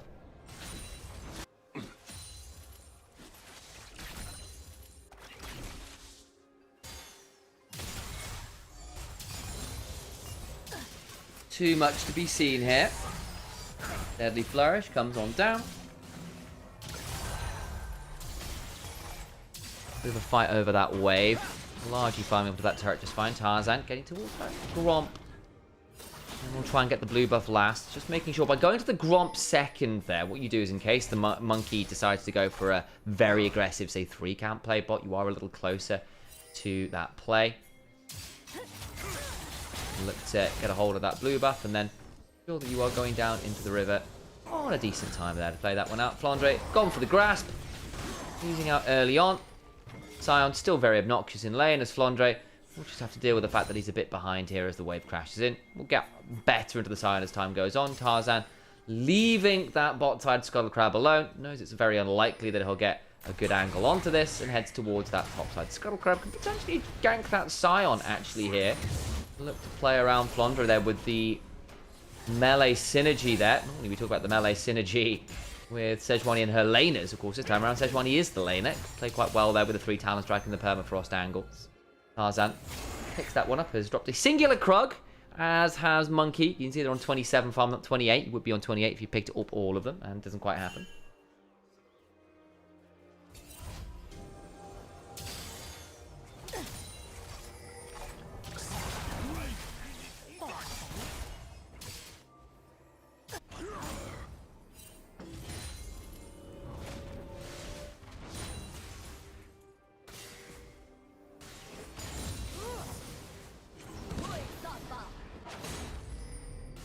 Not too much to be seen here. Flandre does his best to farm under the turret. It's down about 10 CS. Good news for Cube. The flex for Flandre currently suffering a little bit in the laning phase. Good early pressure here from the Rise. The Sion bot side as well, getting continual crashes. AL losing lanes of priority can often be a bit dicey to give up. Using that shovel as Karis to go put a ward down by Raptors. Make sure that Tarzan is a known quantity. Hasn't really led to all that much. Again, you've got the Scar there. Not really the easiest to pull off very aggressive invades or ganks. So, does mean a quiet early game and WE just getting passive advantages from that lane shift. That's about it. As just checking in on the lanes. It's been a bit of a quiet one so far, but WE are the one with the shove. They are the ones to hit level 2 first bot side with the good sort of like zoning out from Braum. And as it stands, most lanes, particularly bot and top in particular, looking okay here for W in terms of the CS numbers. The Jhin starting with the boots pot start is fine, just soaking the first few levels of the game. They have been kind of bush baited a little bit here, recall baited rather, is that now actually this will allow potentially an extra way to come through. Tarzan's coming down to hold the wave. Yep, that's kind of cool actually, because normally that's the thing you should use support, even if Tane goes up to proc the Braum passive now. What should have been, 3-4 minions denied ends up being 1 or 2. And in fact, Tane stopped his own recall, which means that they don't get the advantage they thought they were going to off of this. It's a recall which happened about 10 seconds later than it should have been for Tane. Vampire has the spellbook teleport. He can be back onto the map wherever the hell he wants to. In fact, he's going to teleport randomly back into mid lane, I suppose, just to control bot side vision. But yeah, what could have been a slightly bigger advantage for Typhoon has ended up being less so. Also, I'm going to point out a mistake here from Typhoon.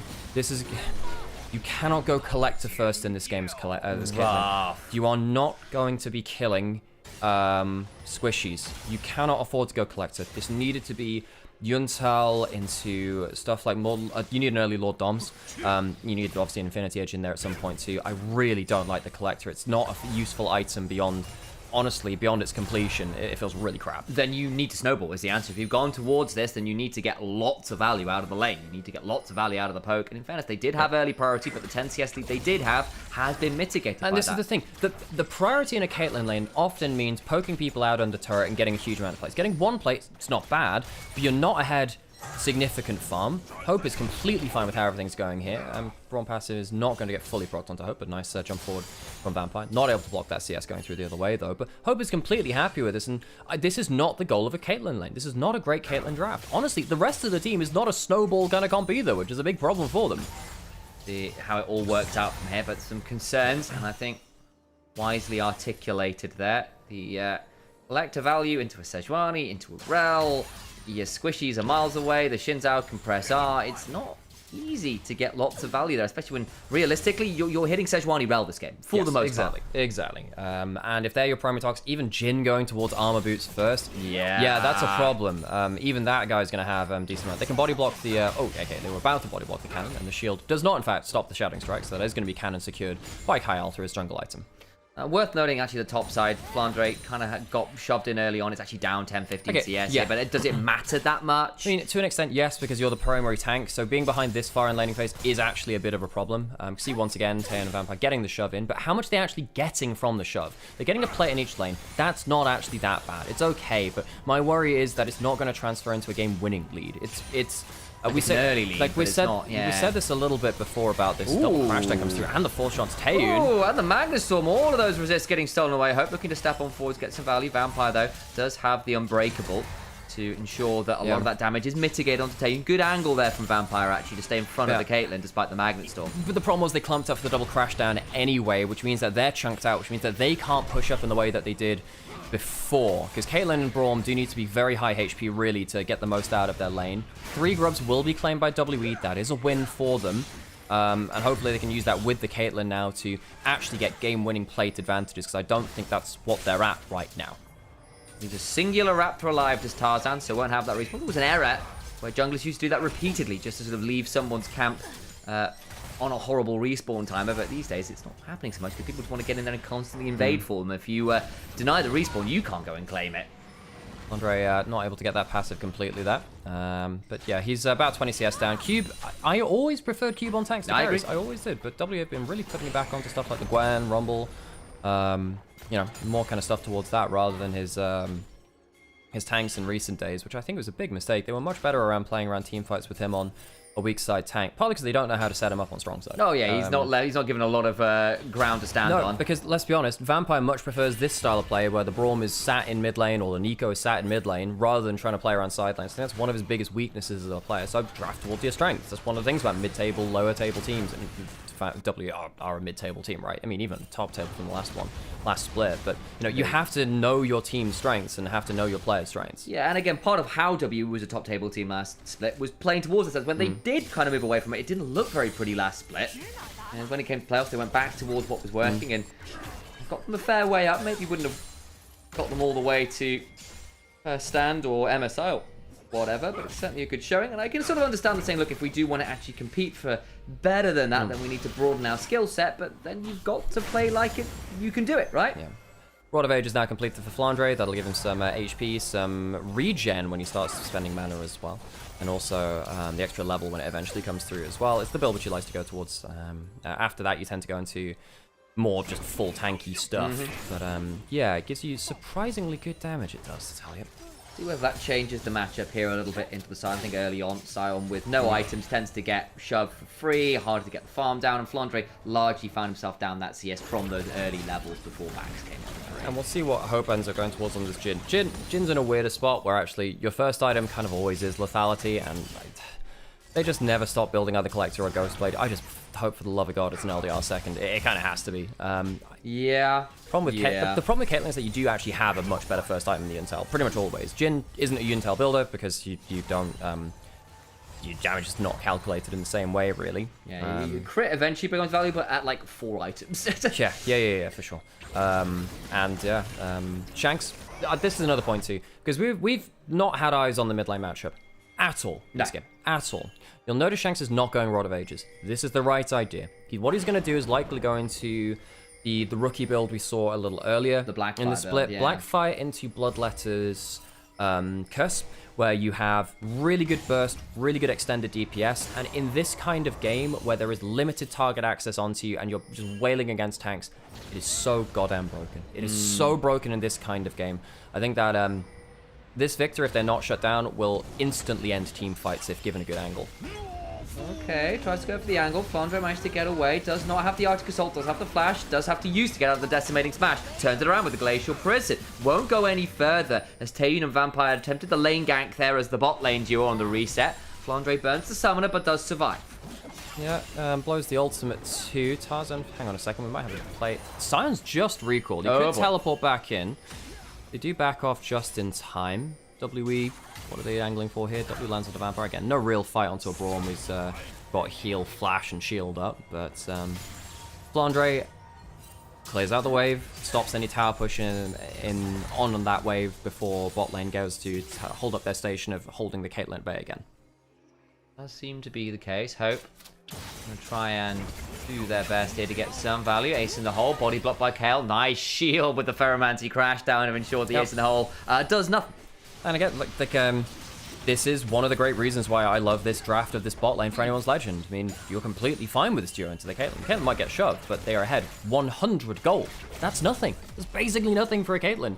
And yeah, on the other side, you know, I think even if it's even in gold for mid laners, I do think that Shanks is much happier with it. Now, I do think that the Rise has some decent angles. If he can start doing the machine gun Rise, which we've seen, of course, Shanks be very famous at too, perhaps that's a win condition for WE, but realistically I expect this Victor to be the win condition, whereas Caitlyn to be a win condition needed to be so much stronger than she currently is. Yeah, I think the other person we've not really talked about here is Monkey on the Skarner has been really, really, really good. If there was a tank player of Skarner in the LPL in the mid-table, Monkey's the one you don't want to give it to. And we do have a potential realm walk coming towards top side. Here we go. Okay, Shattering Strike comes down to Monkey. Hope going to try and back away. Flash and Kyle into the crash down, and the exhaust comes on through. AL get out. Just cost him a summon, and now Shanks roaming. 4v3. Gravity Field comes on down. Shanks might not actually have been a bother, but they won't turn around too much. Now looking with the three drops at this top tier. This is important. Is Shanks going to put the ult over the wall? No. I was wondering if he'd have a better angle there, honestly. He could still get put onto Shanks. You've got a position better than that, friend. Oh boy, ends up in a lot of danger. Has to burn the flash, and AL lose that turret, and that is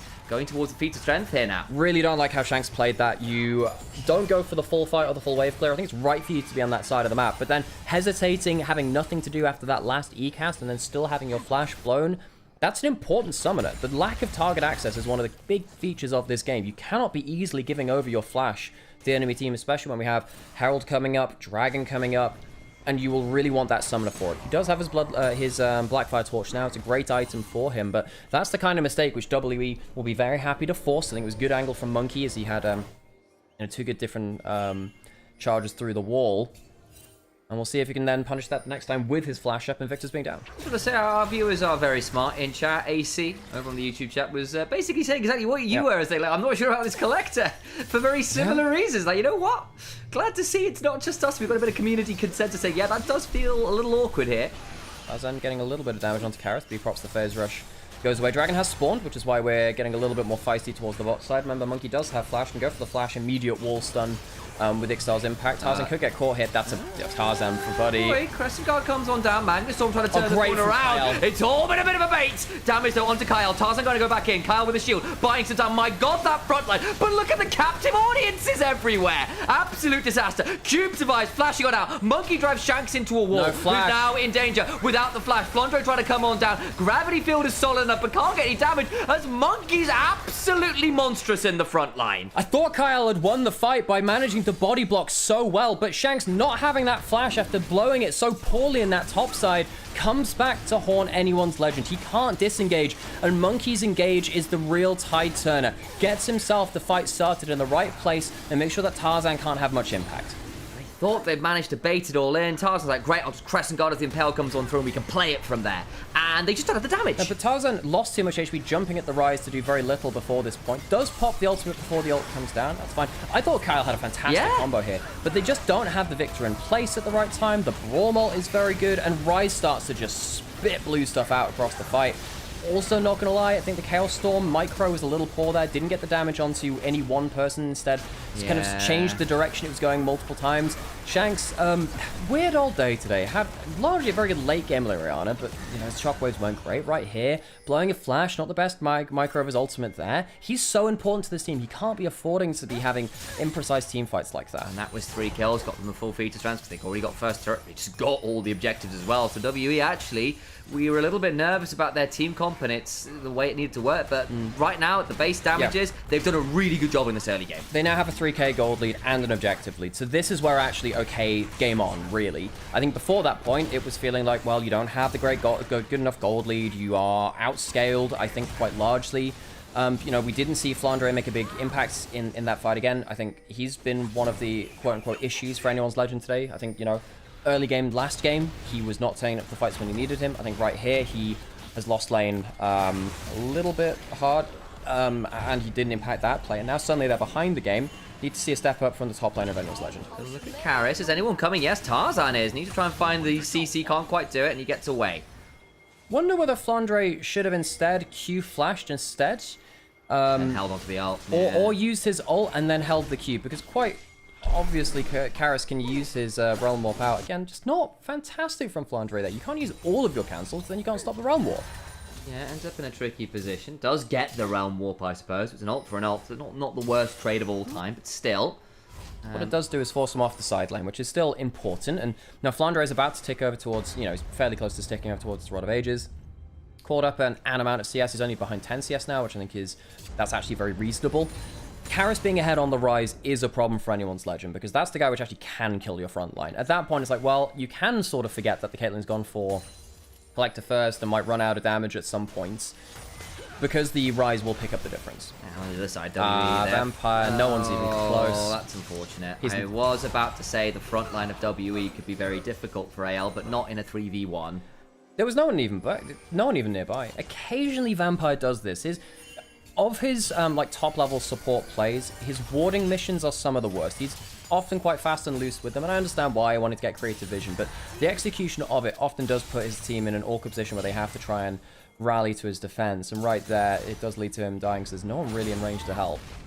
Yep, does seem to be the case. Flandre will back away a little. Skarner summoning the Herald, looking like that will be in mid lane. Is driving straight towards it. Couple minutes till Dragon. That'll kill it straight up. Should just get that value there, and Hope's just going to have to deal with that going down. Yep, that was well over the HP margin needed. Not going to be able to drive it anywhere else. The extra 50 gold goes towards Hope, I think it is, or 25 on the kill. Cannon minion. Yeah, and it's still 3,000 gold lead for WE, and with this, they've taken the whole ring of outer turrets. AL have yet to take one. WE get to walk into the enemy side of the jungle. Shanks does manage to secure the Gromp, which is nice. You stop some of that passive gold kind of going up towards WE, and by that I mean, when you're winning a game, yeah, and you take enemy jungle camps, you're taking gold which should belong to the enemy team, so the impact is double, because they don't have it and you do, so it's kind of like a double swing at that point. Yeah, it's not like minions, like you can't claim your own minions. It's not quite how it works. No, we're not Dodo. We're not Dodo here. Dragon up in a minute now, Anyone's Legend. Would really like to get to that second item for Shanks, who's either going towards Bloodletters or Leandries. I don't actually know which one he wanted to go for. Leandries is really good into this comp, in fairness, and you'd have to double burn. You do need something to kill Tanksy, because one of the things we saw in that last fight is, look, AL just didn't have the actual DPS to deal with a Scion and a Skarner and a Roa Seraph's Rise and the Brawl. Sure, but then I also think that Bloodletters also kind of does some double duty on that too, because again, it gives you the shred, and it has decent value from that. Still, both of them are kind of... I guess he's gone for the Faded Ashes, so it is going to be the Leandries now. He'll probably go Leandries, then into the Bloodletters, which will give you a really nice kind of like burn over time craziness, which WE... I don't think they have the tools to deal with it very well late game. No. Worth noting, actually, we had a little statistical analysis of the game beginning of the game. 55% over to AL, basically. It was like nearly all red the entire way. Never see those kind of margins in those statistical things. And we saw the win rate percent right now from W, 68%. So it's all kind of gotten inverted, basically, off play more than anything else. Yeah, for sure. Atakan's now spawned. Again, WE, great advantage. I do think this game is still open. I think that is advantage for WE, but I think Anyone's Legend, if they manage to not lose the next big fight, I think that they're actually not too unhappy. Can they force some summoner? Oh, hang on a second. Skarner's completely on the other side of the map. He's taking Dragon. Yeah, they got Realm Warp. So they have Realm Warp to speed them up to this.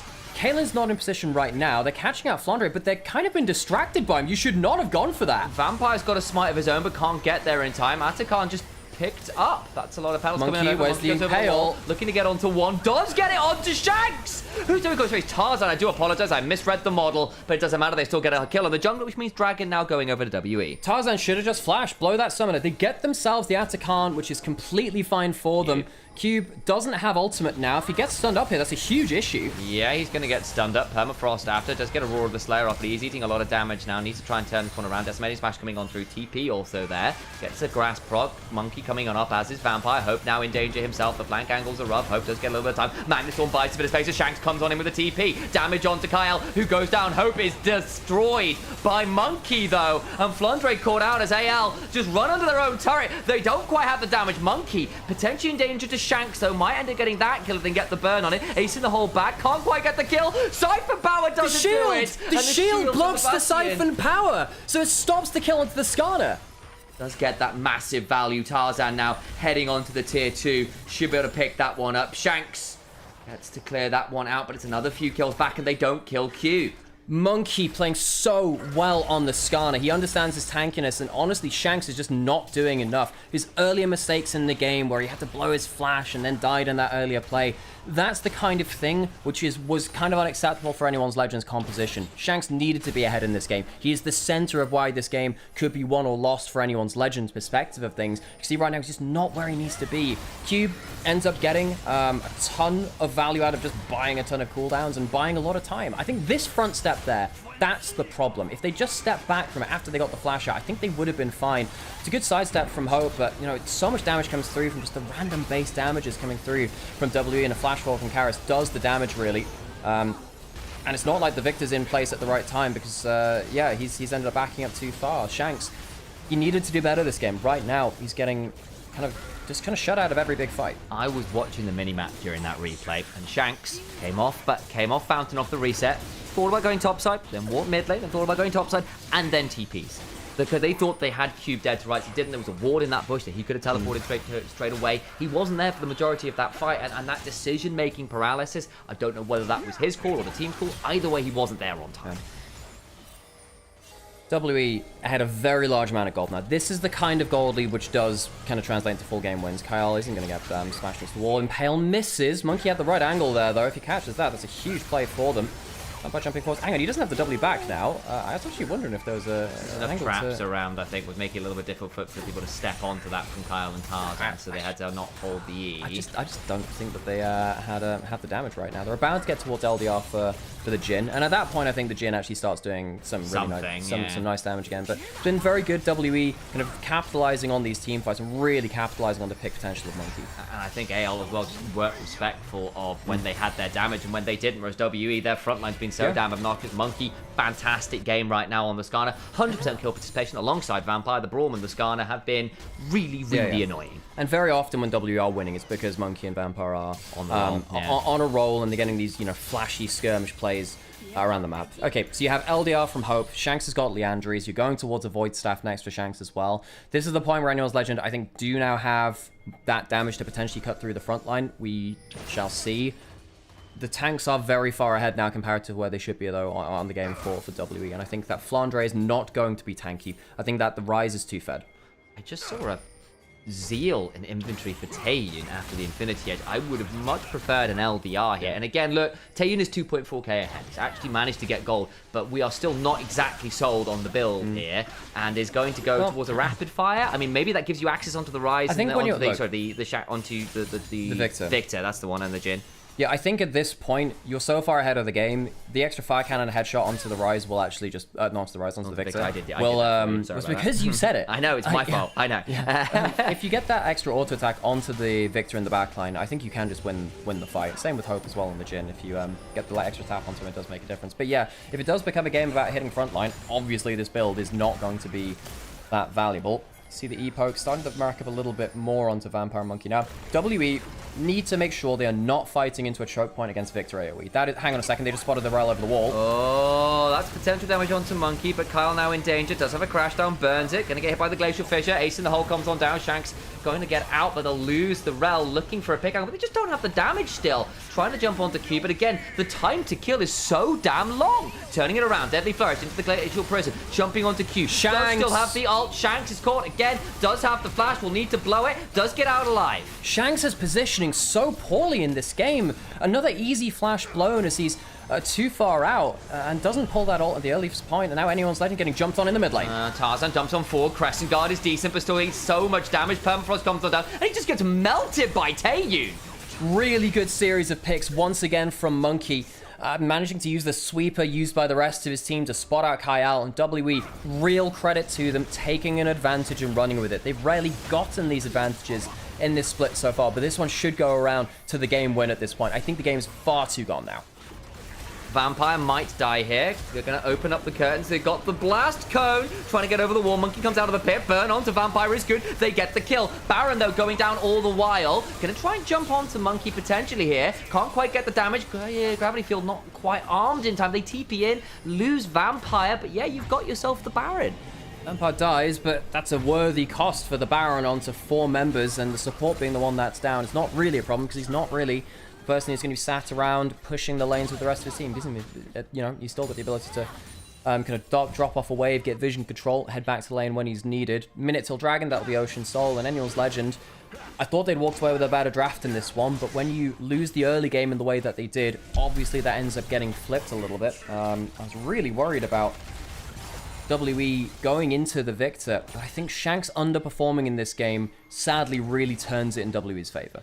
It does, and I think also then just credit to WE's frontline being really, really obnoxious. How many times we've seen Cube, Monkey, misses that Impale, nice idea, doesn't quite happen. Now is he potentially in danger, actually? TP's flying, they're trying to turn one on Flandre. Not very tanky at all, can potentially flash. Oh, they get Taylor! They got Taylor on the backside, Tarzan got on in! They get rid of the Caitlyn, flash forward from Cube onto Hope, who may not need to be able to survive here as the passive from the Braum stacks on top of him. They lose the Jhin. Rise also free firing, damage is really good. Onto Karis though, gotta get the kill! Does get that one, does Flandre. Damage back looking good, but Monkey, Cube, and Vampire are so bloody tanky in a 3v2 Heartsteel procs galore.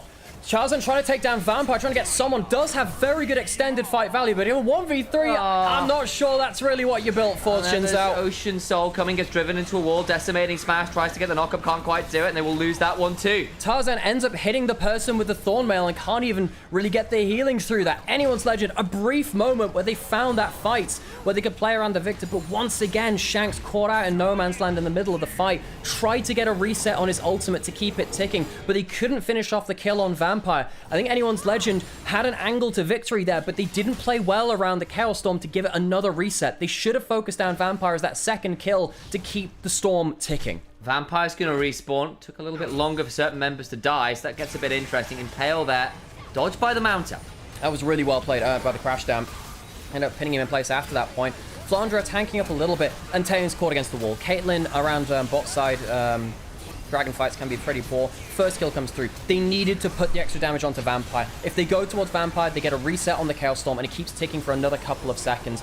Ends up being Jhin going down to not the best fight from poor Hope. But if they had a couple more seconds from that Chaos Storm, gives you a chance of another reset, gives you a chance of more DPS. And I don't think Anyone's Legend really recognized that. In the picture-in-picture, Ocean Soul's been secured, Tier 2's been secured. Now you've got Sion, Skarner, Braum, Rise, all with Ocean Soul. We're already seeing Ayala struggling to kill the front line at the best of times.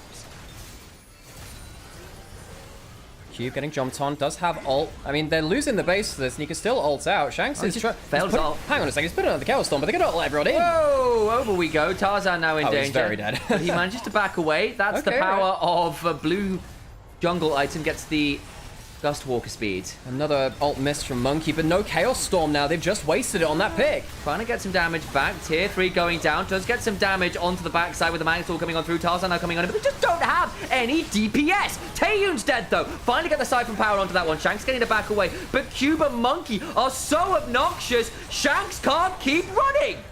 Flandre peeling as best he can. They've ended up taking down the AD carry. It might end up saving the game. The unending spare try to heal through it. I just don't think it's enough. Ocean Soul on a Skarner and a fed Sion. It's too much. Kyle's going to die to the tier 1 in mid lane. You know what? I don't even think Kyle's even had a bad game. It's a 0-5 Ral. He has done his work. It really is just about these carries not doing enough, though. 3k down in mid, almost the same in AD carry. The Ocean Soul will make these tanks utterly unkillable. The front line of WE has done a magnificent job in this game.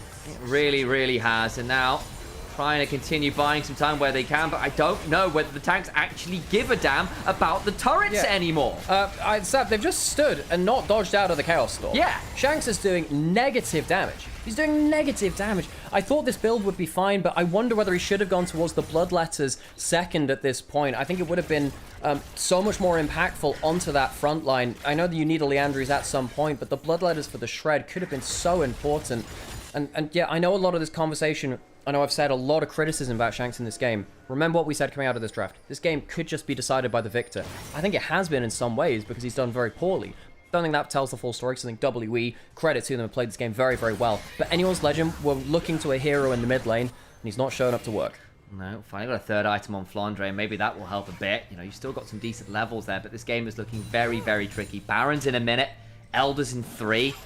And I think unless Shanks gets this Void Staff completed, or I suppose it might well actually be the... It'll be the Crypt Bloom. Crypt Bloom for the extra rotations. Yeah, he gets a little bit of cooldown reduction from that. Does drop a lot of AP for this. It's a low AP item, and I'm not going to lie, the heal nowadays doesn't really do that much. I'm not really sure why he's going for that over that again. Bloodletters or anything else. Vampire, again, doing this very deep warning mission, but again, at this point, he's too far ahead, and his Ocean Soul doesn't really mean the same after this point. Hope, also, at this point, worth noting, really should have gone towards a Mortal Reminder rather than Lord Dominant's Regards. You do not have available heal cut. Huge mistake from both of the carries from anyone's Legends. Someone needs that heal cut. Oblivion Orb on Flandre might have to be it. Yeah, that's it, but I just don't think he's going to be hitting the right targets, all of them at the same time. I suppose the ultimate can help a little bit. Monkey over the wall, and again, he's just so tanky, he doesn't have to give a damn. Okay, Tarzan on the backside, Exhaust comes onto him, great, but the Classic Guard comes on down. Hope just gets eviscerated by the front line, though. When your front line is doing all of the AD carries damage, then it's a problem. They're going to run warp into the back line, and that front line, it's just Godzilla breaking apart Tokyo Bay. Anyone's Legend are absolutely eviscerated, and we're going to game 3. WE Snowball to the win. Anyone's Legend, their carries caught and unsuited for the task of killing the ocean buffed up frontline. WE, a bad game 1, rectified somewhat by a much better game 2, and we'll go the distance in our only series today, 1-1 in Xi'an. The Kaijus walk at the Nexus and break it apart. WE, strong play there. WE, real credit to them. Once again, carried on the back of Monkey Skarner. What a hell of a player this guy is. I much prefer this team when they're playing around multiple tanks. I think their tank play is much better than their carry play, and I think they're discovering that here. And on the other side, Anyone's Legend, Shanks needs to play better than that, bluntly. I think that there were times where he was blowing his flash too easily. I think that he was approaching on flanks that were never going to be effective, and I think his build path ended up leaving some things to be desired as well. This Victor could have solved this game, just ended up being another problem. Yeah, like between Cube and Monkey, you can see who's getting the MVP vote split. I think that's a very reasonable split. It was a good Rise game. And Monkey and Cube, that Skarner and Sion were carries by the end of that. And I do see some comments in chat about Hope as well. I will say, yes, Hope struggled to do damage. I think his positioning was quite poor. I think the peel was poor for him in teamfights too. Look, let's be honest, there's a Sion. I think that Kyle was good at peeling when he was able to do so. But I think that Jin has less options that game in terms of build path, right? You can't necessarily go towards... He did go towards the LDR second. That is damage. And the Ghost Blade first is very standard. I mean, I somewhat understand that at least. I just think that you have less ability to carry that game.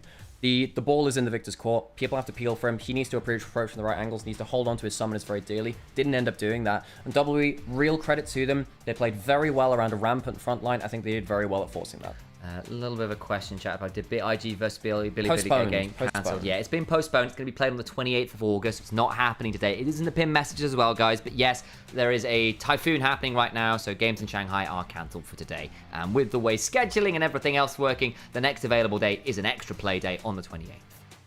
Okay, so that'll be our second game done. We'll put on an ad break, so our pre-roll's getting a little bit thin on the ground here, and then we'll get into our next game. Okay, I will run to the bathroom. Do you want another coffee? Okay. I've got the rest of this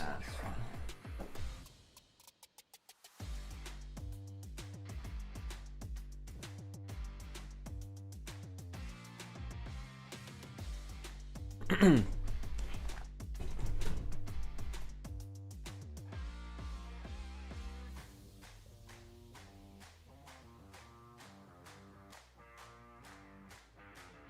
Okay, let's get into the highlights and stuff. We'll play some horse game as well, because of course we're going to play some horse game. When does DRX DK finish? I have no idea. I'm not watching LCK right now, so...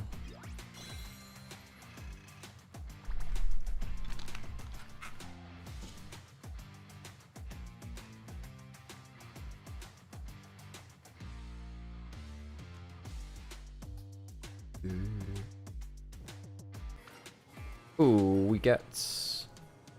energy through this, right? Nice. 17%. Double friendship training. We try it. Yay. Oh, and we get inspiration through this now. Okay, so we're gonna get some big speed. I can't remember the... I think this is very good speed and power. I don't think I have any stamina sparks. Maybe I do. Speed, power...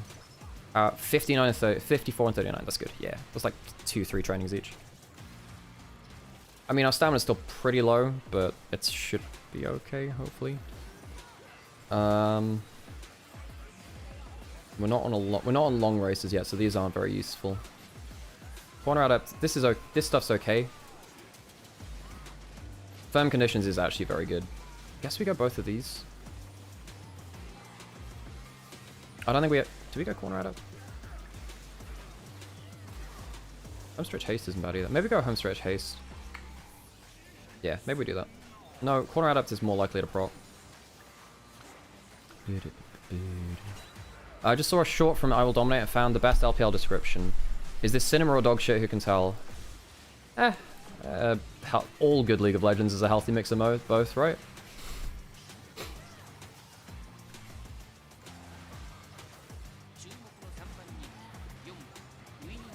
Yeah, I have to say, some drafts don't mean everything, you know.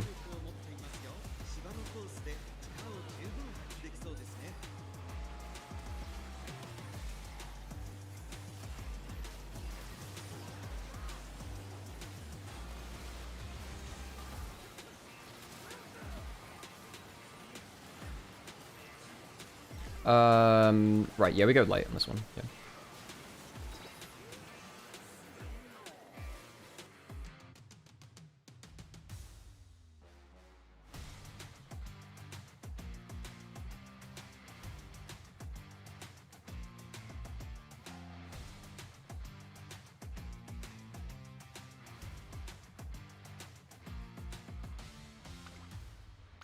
I don't know if we have the stamina for this. We don't have any stamina skills either. And we're on the inside. Firm conditions helps. I'm glad we bought that.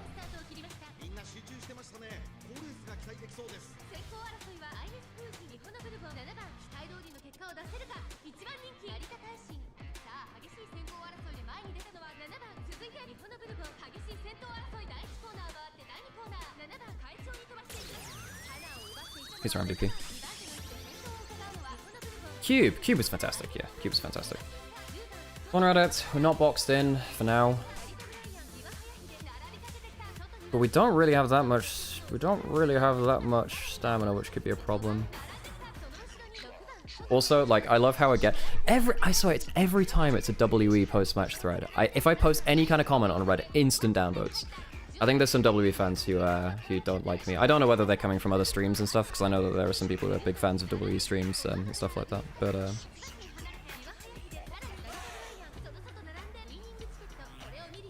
But like, I mean, it doesn't bother me too much. But I'm also just like, come on, guys, you got better use of your time, you know. Because you know, I still want to keep commenting because I feel like it's I think we get completely bloody. I don't know. Do we have the stamina for this? I don't know if we got stamina for this. I think we might get top 3, but oh, maybe we do just win. Holy shit! Maybe maybe she's just completely the GOAT. Maybe she's the GOAT. You are just the GOAT. All right, fair play. You are the GOAT. Fantastic.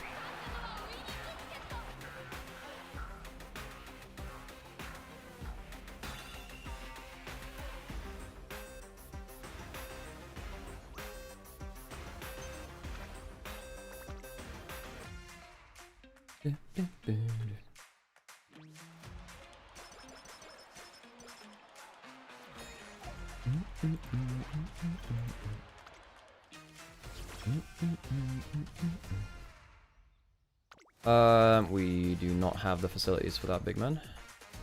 We really need a stamina up. Japanese derby, is that a long one? We are not going to be able to win a long race at this point.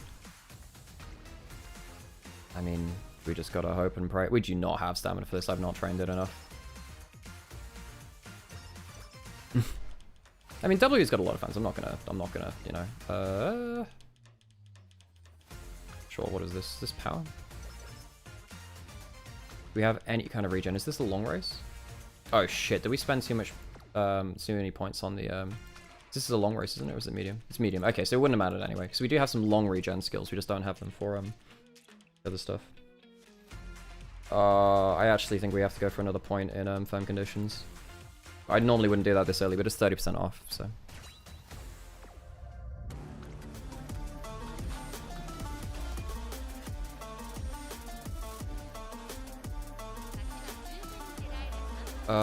Which gates are we in? Gate 3. I don't really want to be on late on that. I think we actually have to go pace. So I don't want to get pinned and blocked. 购 Find X8 系列夜景人像神器，夜拍超清晰人像 MVP。TCL X11H 领耀 QD Mini LED 电视，纯净画质，细节尽显。 Okay, we go again. And I just don't know if we have the stamina for this. So. Hey Harold, how's it going? What was the thing? Roast for Harold. Nor do I have the stamina for Harold Hamhand. You know, sometimes I'm just then I'm like, I'm at my Harold tolerance, you know.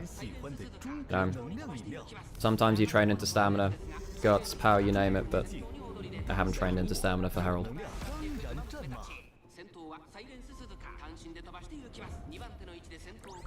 Water adepts.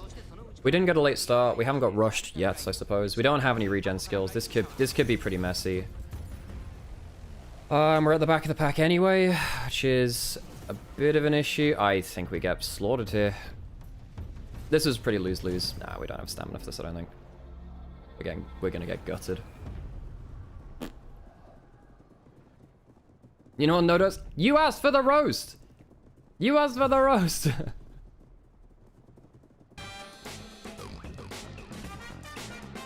I mean, I guess we are a pace chaser, and maybe we can make it up in the last bit. We did train more into stamina than we sometimes normally do. Okay, the ult's not bad. 4? I mean, top 5 isn't bad. Where are we getting? Is that 3rd? 3rd is not awful, actually, given how little stamina we have. Or is that 4th? That might have been 4th, actually.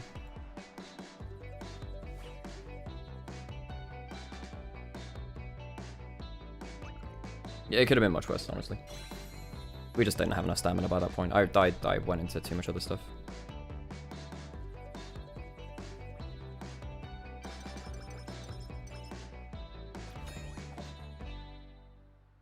我觉得我们队伍目前还是新版本没有调整得特别好嘛，因为我们也是在经历连败嘛。我觉得我们当下首先要做到就是 Thank you, Harold. Love you lots. 版本的优先级吧，可能还是要看看到底什么英雄是 some camp coming up. BO3 里面胜出的，所以我觉得这方面 We really should have been friendship maxing more. 然后大家也最近休息要 We really should have been training stamina more 对 too. 阵 WE 的话，我觉得没什么好说的吧，我觉得做好我们自己就行。首先还是非常感谢 This one gives. Is this energy up? 支持我们要嘛，然后我们最近也 Stamina. 是 Okay, that's good. 状态不是特别好。 Studis isn't bad either, actually. 然后这战队的话 Oh shit, I should have rested. Stupid thing, stupid mistake to make. So now I'm gonna have to rest on I gotta rest this. At least it's not the worst thing ever for this one. No, let's not do that. 那种每个人都知道该干什么的团队，就感觉他们打起来很一体那种感觉吧，就感觉他们现在应该还是就算是就最厉害的那一档的队吧。就我们下一场打他们，就感觉需要好好注意他们的。There's basically no one turn up to this, man. Okay, I guess we just gotta do. It sucks trying to do like a zero friendship training on that, but we have to get stamina up. 这个英雄应该是掘墓吧，因为我感觉他很多次这个英雄感觉拿出来就能赢的那种感觉吧。然后感觉他的这个英雄胜率 18%'s pretty high, 非 but 常高的。 我感觉他就是非常懂自己什么时候该带，什么时候该打团吧。他 these are not bad late surge things at least. 就毕竟玩了很久的上单嘛，感觉他的这种经验很多吧，所以他掘墓这种英雄玩的非常好。然后对阵他的话，我就感觉这版本上路的话，其实都是打团的嘛，然后就希望我打团比他做的好一点吧。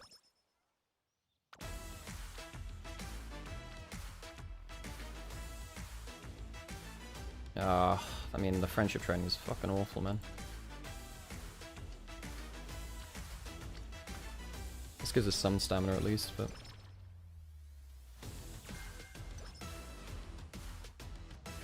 This is the first event in the Swinging Maestro chain, which we desperately need at this point. We need to be training stamina more. I just don't have that good special priority cards for stamina, I don't think. Okay, is this a long one or what? This should be a long one, so maybe we can get some stamina. Yeah, we need to get a stamina skill for this one. Do we have enough points for it? This isn't bad. This is pretty good, I think. I guess we go for passing pro.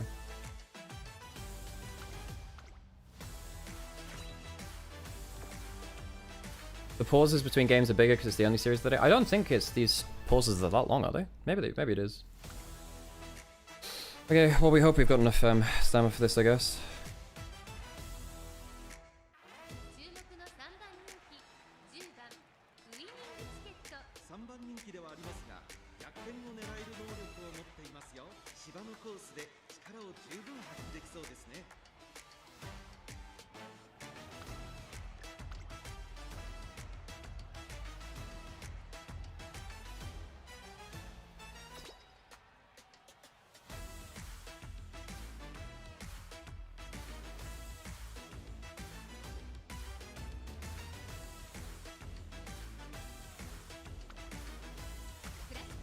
Okay, now we see if we've got the sticking power for a long race with, I mean, firm conditions helps because it buffs up all your stats, basically. If the conditions are right. And we're hoping we can get that, prepared to pass thing.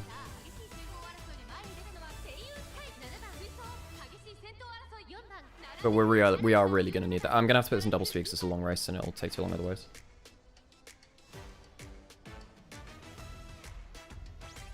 Okay, we got it. And we got fighter as well. That's good.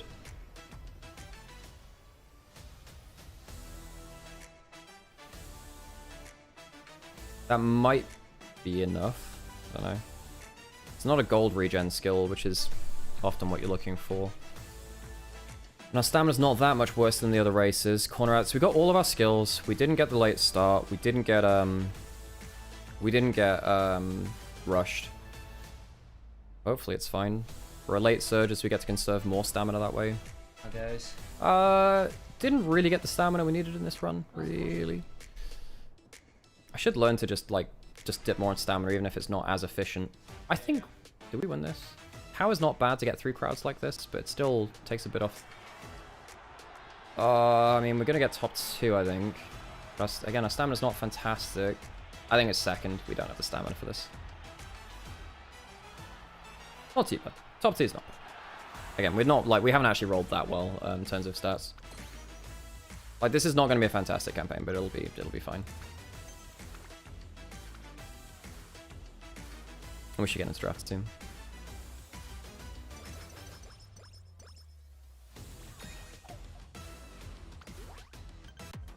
Okay, into draft we go.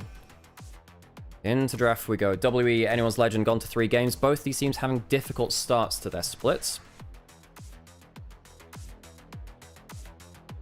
WE 0-3, Anyone's Legend 0-2. This is in WE's hometown, of course, in Xi'an. Viego banned away first off the Nautilus as well. I do like this. I think the WE, they're quite typecast players. You know that Monkey is a very good Viego player. Vampire needs his engaged supports, and with all of the typical ones besides Leona now in, that removes a lot of his impact. If he goes towards the Leona, I think that's easier to deal with in laning phase than the Nautilus. We'll see what Kyle wants to go towards. I think Kyle's still had a pretty good series. I think last game he was playing quite well on the Rel even still. Is Spain because of the Typhoon, not the gigantic tsunami? Well, the Typhoon might... Baneblade, look, it's due to natural, disaster causes. That's just the nature. You don't know how it's affected Shanghai of all things, I suppose. One banned away. But yes, second series of the day, folks, has been postponed due to the Typhoon in the Shanghai area. Due to, what is currently a natural disaster going on along the along the Pacific. Pantheon left up, locked in by Anyone's Legend. Do you have a good combo for it? It's a hell of a champion to lock in. Tarzan very good at it. Monkey might have a Wukong angle. Wukong's pretty good into the Pantheon. I like the Aurora too. Removes it from the Pantheon combo. One of the best mid laners left in the pool. And a lot of the things which deal well with Aurora are gone. Typically be going towards something Akali-like now, really. What's Shanks else? What else he got in the pocket? Oh, Annie's left it. Annie's fine into that as well. Yeah, Annie's fine too. Top lane into Yorick. A little bit more worried about that. I guess you can go towards Flounder and Jax, which is okay.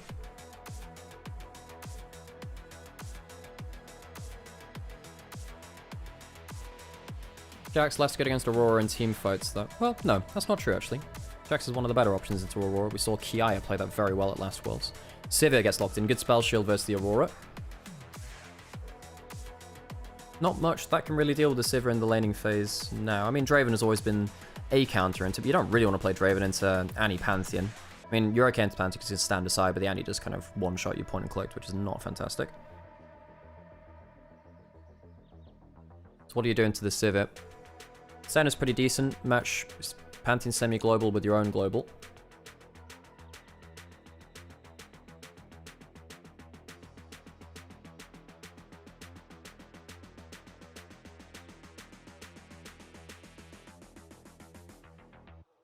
Second round of bans. Top lane not picked in for Flandre just yet.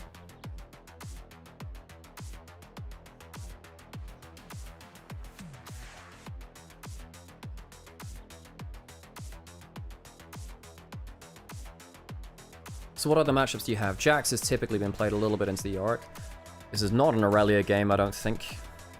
Well, I guess Aurelia's not bad into Senna, but I don't think many people play that Aurelia in pro play. Very easy to shut down.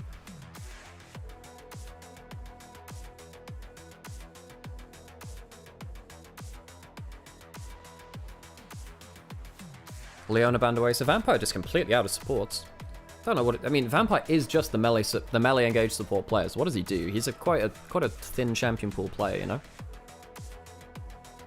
And Bessa banned away.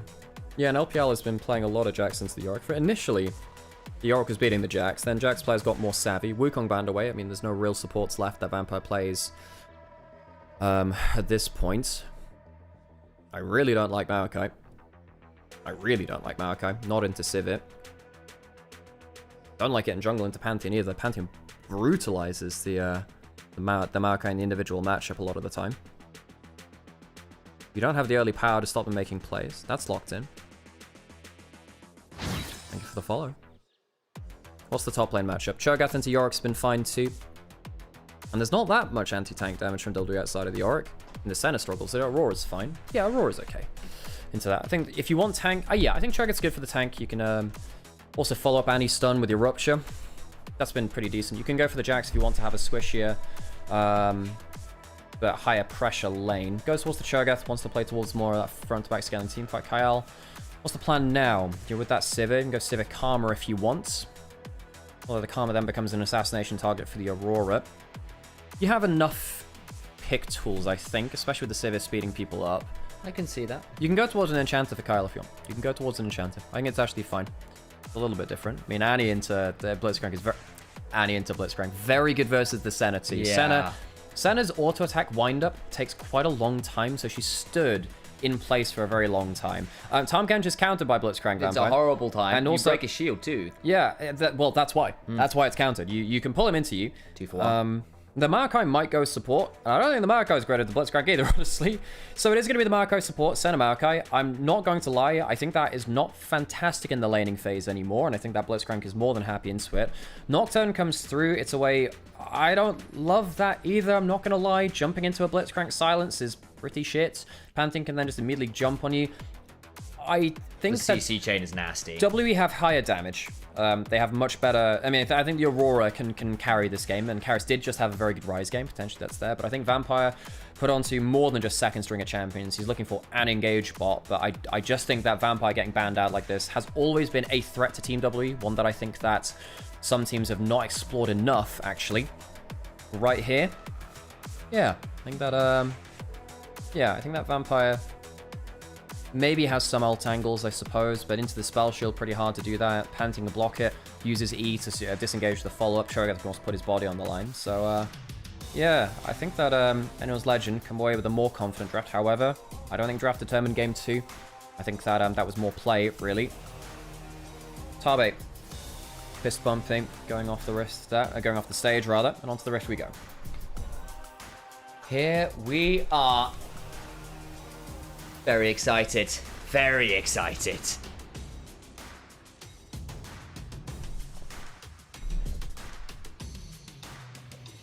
WE finally getting a game win. Doing so well, actually, against a comp we thought would be tricky for them.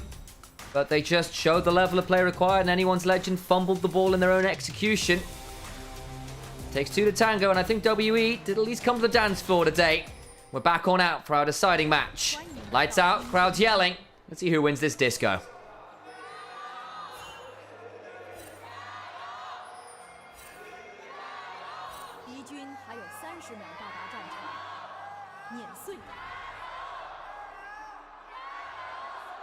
Staying alive, staying alive. And other such disco songs. As the crowd stow there yelling, there's our statistical overview. Big spike for AL in the mid game. That should surprise no one. All of their pick CC chains are most efficient in the mid game. Gets a little bit trickier as the game gets a bit later, and burning all your cooldowns to kill one person while the other 3 damage dealers or whatever wail on you can get a little bit trickier, but it does mean that kind of 10 to 20 minute mark is AL's to work with. I was looking for a level 1 there. WWE disengaged it, hit him with a Twofold Hex and a whatever shadow. What's the Duskbringer? That's the one. The Nocturne Cube. Warden bot side to make sure that AL know where Typhoon and Vampire are. They'll know Vampire's in that front bush now. Hope can walk up. Won't be starting with that spell shield, of course. Ooh, this leads to a level 1 hook angle. It does. That's a problem. And Kyle completely botched it. They were on vision, you were off vision, and you missed your first hook. That is really bad, Kyle.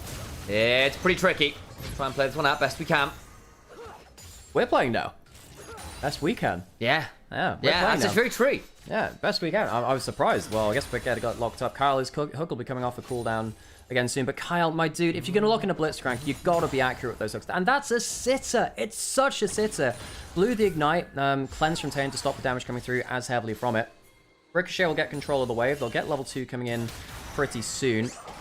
And they land a hook. You can't walk up to level 2 like that. Gets a lot of value. Vampire now in danger. Neither team playing the 2v2 particularly well, you know. Vampire should never be walking up to be still within hook range for the obvious level 2 coming through. Mid lane, Molten Shield will make sure that Shanksky doesn't get traded back on too hard, but yeah, Vampire on the Maokai. I've got, well, eyes on him, really. Typically, when he's been off of his first string of champions, which are, you know, the primary engaged champions, the Alistair, Nautilus, Leona, Rel, and then the Rakan, I suppose, are in there too. Alistair, too. Outside of them, he has looked quite fallible, really. We had some issues with his Nami and Renata in the past. And onto the Maokai now. I know technically is an engaged support, but it's not one which is nearly as strong in laning phase or just in general right now. A good shove here on from AL. Last game, they were getting shoved in every lane. And things got a little trickier as the fights came on forwards, and they were kind of overplaying them a little bit. Which is alright.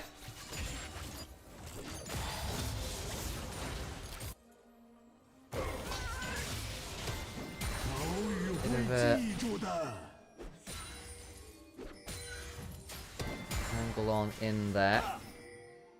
Too much to be seen. Tarzan, kind of sparring with Monkey around this bot side river, waiting until bot side Scuttle comes through. Kyle does have flash, but you can't really force fights with the Marco support. If that was an Alistair, you could look for that fight.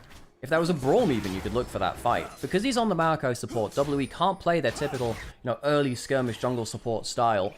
Yeah, I really do get a little bit worried for WWE when Vampire can't play his primary style, because it is so important to Team WWE. See how he plays a little bit later into the game, see if he can unlock the sapling value, stuff like that. The hook is going to cancel Typhoon into the boomerang blade. They picked that one up as well. Why would you recall that? Typhoon, my dude! Typhoon and Vampire just giving freebies to Kyle. Maybe he thought the recall would complete, but that is unforgivable. You cannot give sitting hooks to something like that. Hope gets himself the kill. He will get the recall as well. So he's going to go back, get himself, I don't know, a cull maybe, which is exactly what he's going to get. And he's going to get the scout slingshot as well. So he gets himself a, you know, an early laning phase item. Typhoon and Vampire may have just thrown the game into the abyss with those series of hooks. Cube may now be in danger. Hit by that rupture. Cube throws down the Dark Procession, but where is he running to? He's going to try and execute the turret. And will not allow Tarzan to get involved, at least, but that's now effectively the solo kill of Flandre. It is, and the wave is in a bad spot. He's going to be losing another minion or two just to the cannon being alive. WE's laning phase in the deciding game has just been poor. Cube not really able to find out where Tarzan was on the map, partly because Monkey and Vampire couldn't get any access to bot side river, really, in that around the Scuttle spawn. It meant that they couldn't track Tarzan afterwards, which meant that they couldn't protect top lane. I really think a lot of this game is coming back to the early laning pressure from WE. They're not getting the information they need to fight. They are. Lead too much there. Could be okay.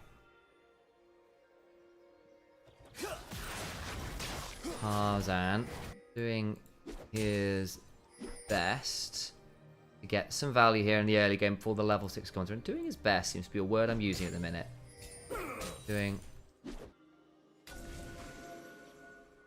bit here to get towards the level 6's Monkey. Not miles off either. Maybe with the paranoia coming, we can change things around again. Might be the end goal here.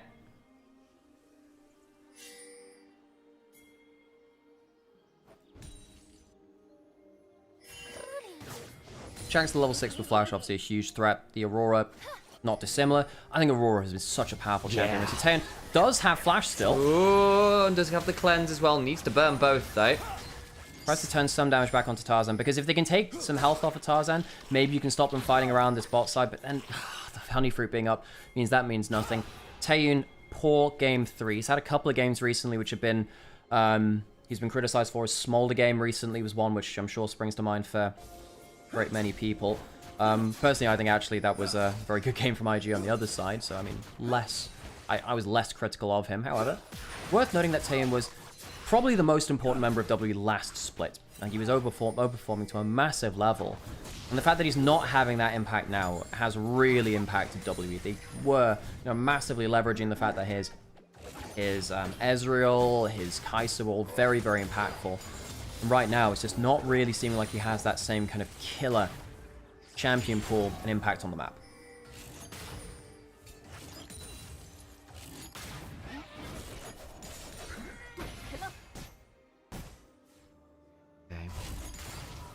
Grub spawning, 30 seconds. Drake is still up, wasn't taken there after that, and blowing of someone's bot side. I think the Aurora having better access into the river with control water stuff around made it a bit risky, so they decided against it. Cube himself a very angry panda cat horror creature. Yeah. That's some SCP stuff right there. Flandre about to play this through. One of the great things about Cho'Gath is you can hold waves and just gain a bunch of HP from killing the wave anyway. So you feel a lot better about tanking minions. Yeah. You can freeze waves quite easily as Cho'Gath because you passively heal up quite a lot. Also, got to be a bit careful when you use your Vorpal spikes, because then you end up AoE clearing waves, and that can be a bit sad. But as long as your auto attacks are on point, you're feeling pretty happy. Yeah. So games slow down a little bit. 1,000 gold lead towards anyone's legend. You've got the Cull stacking in for hopes that will become more at some point. Teleports from bot lane to mid lane. Doesn't even go towards the reset first. Going over towards the grubs. None taken down so far. Tarzan jumping forwards. Gets the flash off of Karis. So Aurora down that bunny hop, importantly. Vampire has the W. And turning it around now with that paranoia. That's so much damage onto Shanks. Shanks fail flashes, doesn't go next to the wall and fail flashes. Shanks has been playing so poorly this series. Oh, Karis gets in trouble himself. Across the veil he goes, though. But there's an ult from the Maokai and from the center. The double global's buying time. Tarzan flashing away. He's got a blast code and uses it. 2 dead on the side of AL. Shanks throwing that fight away. Shanks has had a poor game. Missed shockwaves in game 1. Second game, better left unsaid. Vampire flashing onto the Cho'Gath. Oh, he's dead. And Flandre goes way too far away from his team. A good flash forward from Vampire. WE pick up the early fight, and they're looking towards potentially 3 grubs. Oh, they're going to keep fighting in a 2v4. They're going to try and get at least this last grub at the back end of it. So Anyone's Legend will get the 1, but seriously, Anyone's Legend are LPL champions performing so off the heat right now. Shanks right there. Fail flashing after getting jumped on, not positioning next to the wall to have himself an easy way out. And WE managed to get themselves 2 kills onto the Aurora, who initially started that play getting caught out themselves. Difficult stuff. Hope, though, going to get at least a little bit of value here in terms of hold out. Wave cleared through here, stacking the Cull. The scaling still mixed for AL. It's not like the game is over, but that's an unfortunate fight. What should have been a power point for AL. Absolutely. I mean, given how it felt like that's the best terrain you can have as well, where you've pinned them against the wall. Just Shanks, my dude, you cannot be positioning like this in W range of the Maokai, doesn't walk next to the wall, fail flashes, and then dies. Shanks, this is not the LPL champion mid laner we expect to see on the Rift. It's a great hook coming through onto Karis, that's great, but the center ult's there to protect. And yeah, you're right in saying that the Maokai ult was there. I think that Tarzan should have walked up and flashed to tank that. If that damage hadn't come through for the Maokai ult, I actually think that they can walk out of that alive. So lots of teamfight misexecutions. Then Flandre, for reasons beyond me, walks up without his ultimate on cooldown. Anyway, it's not like he could have treated. Dies for free after flashing 2. Flandre, I think, has also had a bad series. I mean, we saw in game 1, not teleporting into the correct fights, even though they walked away with that, and yet did end up becoming very powerful later into the game. His early game reads have been poor. And I think in game 2 as well, his Sejuani falling behind in laning phase, not really getting much out of the pick, was also a negative. Anyone's Legend, as a whole unit, their individual form has been temperamental. Yeah, I think that's fair to say. Gold lead pretty much even now. WE with early advantages in the objectives. They got themselves that grubs, set of grubs. That feels pretty good. And they are, again, the team that realistically is going to have a lot more damage as the game goes on. A few more options to play out those fights. Whereas AL, it's all about single target blowing up someone huge and then being able to play from that man advantage. If you don't do that, or you get the wrong target, or it just gets late enough, bluntly, that killing one person isn't enough, then things will get challenging still. Hope is going to be a monster though once he pops in this cold. The fact that he got that first blood, I think that Hope actually, he's one of the people which I won't be criticizing as much for this series. I think his first game 1 on the Kai'Sa was good. Yes, look, the Jhin wasn't great either. I will say that. Like, no one's had like a great series, folks. I think maybe Kyle, actually. I think Kyle's the one person I think who escapes blame on an individual level for Anyone's Legend. I think his Rel was fantastic last game despite the loss. I think game 1 was completely fine for him too, actually. But really, I think that Hope in this game, having that cull stacking in, going to be completely fine farming up. And with the ability to outplay, it's not easy, but with the ability to, I think he can really start to take over this game. As long as the Aurora doesn't one-shot the Sivir, I think Hope can carry the fights quite easily. There's no one that can really survive the ricochets. It's a challenge. Well, the opportunity to help clear out some of this vision. Step towards the Scuttle Crab. Still first dragon of the game. Paranoia. Nature's Grasp all coming in at once. Exhaust goes on down on top of the Nocturne. But so much damage as the Dawning Shadow follows the Maokai ultimate. They've lost the Pantheon Cube now. Getting Shanks caught inside the Dark Procession. Kyle's likely going to die as they go between worlds. Where is the damage? It's just not there. Hope was around the back of the Dragon Pit as Anyone's Legend looked to fight, and their damage in the Sivir was not in place. Anyone's Legend, what has happened to our LPL champions? On the other side, WE pick up another important set of kills, and much like game 2, it feels like they're pulling ahead of the game now in important ways. Vampire's going to walk forwards again. I don't think this is a real kill threat. This is just annoyance, really. Let's be honest. It is a Cho'Gath. You're not going to be killing this guy, especially as the Senna. But what the hell is happening with the mid-jungle of Anyone's Legend? Of course, Kyle there. Going down to Anyone's Legend approaching these fights at such a poor angle, ulting into bot side, no flash on Vampire if they can catch him. I think Chemo will likely be dead. Slowed down. Bramble Splash comes on forwards. The Rupture comes on down, trying to flash on out. There's still a potential W, but he does get out to safety. I thought he didn't have that flash because I saw the icons there. Kyle, can he hit the hook? Needs to find a good one. Just gets the knock up into the hook after. Flash is just not going to work. What? Saying it did work. It flashed forwards into the hook, but he ended up killing the Kyle. So he ends up flashing forward to get the kill. That's wild. Andre, oh god, what the hell is happening at Typhoon after such an awful start? 4-1-2, really recovering well. We were criticizing Typhoon and Vampire for their laning phase, which was very poor, but their skirmishes have been much, much better. And Vampire and the Maokai, a champion which we didn't exactly highlight from him that much, as Kyle chose to body block the Maokai ultimate. Maybe he could have just left Tarzan for that. I don't think he was making it out of that one. I think they give up an extra early kill. Tarzan, for someone who I think he was on shortlist for MVP, on so many people's lists throughout his regular split, last split, and of course into the playoffs. Poor series from him too, and now suddenly 2,500 gold lead, WE with objective lead, and Anyone's Legend floundering. They're panicking, and WE, a team which, you know, a surprise top 4 from last split, off to a great start here, even though they are 0-3 in series. And it feels like every fight at the minute, AL are getting pounced on by the triple global, right? The Paranoia into the Nature's Grasp, into the Dawning Shadow means that even though they're exhausting this Pantheon, like, AL just aren't there in time, and people are getting split off, and if you're not there in the death ball, WE's time to collapse on a part of it is really, really quick.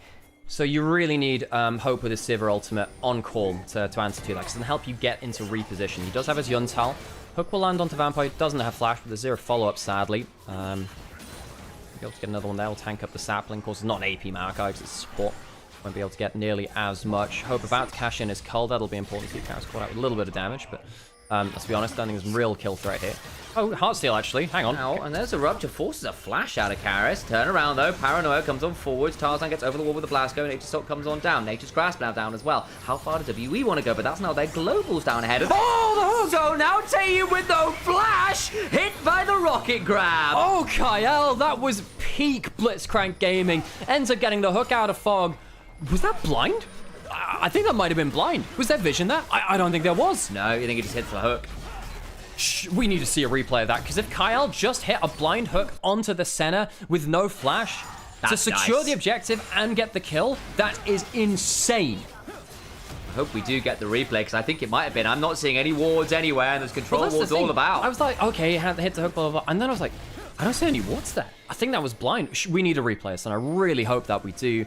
Herald secured for anyone's legend. The kill goes onto them as well. Now you get Hope going back out onto the board with having his Cole stacked in as well. Found a couple cooldowns. If he doesn't respect the Feral Scream or the Rupture, things could have got interested there. Not interesting there, especially with that flash already being blown by Flandre, but doesn't end up overstepping their bounds there. Do be careful of those bushes when you're shoving in, folks. The top laners with CC combos can do quite a lot of work from that. Need to all that much. There's Monkey getting highlighted right now, understandably so. He's been very good over the last couple games. That Skarner last game was excellent. Gonna get towards this tier 1 turret. There's 1,000 gold towards WE. But I think we're getting towards the point now where it gets harder to play for W, because the Sivir is getting online, and the Sivir is just going to be so hard for you to deal with, partly because if the Yorick gets into a fight, his Ghouls and his Maiden give extra targets for the ricochets to bounce off of, which can sometimes give extended range to bounce off to the rest of the team. Tibbers can actually be a big problem with that too at some points too, if you're playing against Danny, obviously he's on this team, but one of those weird things where you don't always think about in the moment, but ricochet damage is going to be utterly disgusting. Flicker Blade's second item completed for Hope, he'll have more uptime on that too, and while the center is strong, and I think WE still have a lot of power to play around, they need to find a way to make sure that Hope is not doing the damage. Luckily for them, anyone's legend have been taking care of that for them so far. So they've been taking fights away from the Sivir, out of position, getting jumped on by the triple globals. But now he has flash, ult, 2 items. I don't think that's going to be as applicable for the next fights, such as this dragon in the next 20 seconds. I might contend it's been WE that's been picking the fights away from the Sivir. They're the ones who've been pulling the trigger more regularly than AL. WE get the Infernal Dragon spawn in the river right now, but AL much more tightly grouped this time. Shanks being half HP is a big problem here. My dude, you can't be sat around at this kind of HP. I mean, if you can get his combo off, I suppose it's useful. Herald summon in mid lane, which will force W to potentially respond to that. You rooted up Shanks there with that last embrace. It's a bit difficult. Actually, the jumping onto characters go across the Veil. Nature's Grass, and the triple Joining Shadow. Yeah, it does get across there. But that means the Dragon is like just WE's. Yeah, so anyone's legend, they'll use the Herald in mid lane instead, not buying into that fight. Can they kill the turret? I don't think they can. They went a little too slow. There's the Between Worlds. Damage onto Hope, who flashes away. Grand Star top lane. Top side to jump onto this Yorick, who flashes away. Dead possession comes on through Ruptures there. Tarzan buying time, flash on out from him. And they can't get a range for the Rupture that's already been used anyway. What about the rest of the play? They do get the rocket grab. Monkey flashes out, staying alive. Kyle, though, low. Shanks hit up with that last embrace. WE get out alive, but so do AL. Good hook. Yeah, the feast wasn't available for Cho'Gath, so he couldn't end up... Yeah, the Rupture that was used in that combo, yes, but the feast wasn't there. Cube does blow that flash, but gets it out of Tarzan after boxing him under that turret. Tower doesn't fall for WE. I think WE still come out ahead of that play, because they don't lose any kills. They end up getting the Dragon, and they don't lose the mid lane turret. Too. Besides the Herald being used... with the Herald being used from anyone's legend. That's the one. They do get some value there. And yeah, I think I managed to disturb Alex's flow there. WE with getting that Dragon also got free to strength as the additional bonus there was what I tried to insert into that. WE now up 1,000 gold with that free to strength. 3-0 on this Aurora. Taeyu, despite getting hooked kind of egregiously a couple times this game, is still at 58 stacks in 19 minutes, so scaling just fine, got a couple items. It is going to be a problem. The Dawning Shout, I think perhaps both of us underestimating the power of the AoE globals from WE against AL when they're looking for picks or are being picked themselves, actually. There's a lot of value from that on WE's side. Now Atakan has spawned a WE around and about that objective. Again, gold is even enough, so no team is kind of blowing out gold value. Shanks misses a minion with his Q there. Nice. Shanks, what has happened to this player? Vampire does have Flash Force to use it. Good angle there by Kyle, who I think largely has been the better support this series. Not that Vampire's had a bad one, I just think Kyle's actually been very good despite the struggles of anyone's legend. That's kind of what we've come to know of Kyle, though. I think he has been the best support within the LPL recently. Going up towards the mid lane push, I mean, I suppose you can just ricochet the wave down. Do some decent damage through from that too. Doesn't have Infinity Edge yet for it to really start stinging with the extra threat value, of course.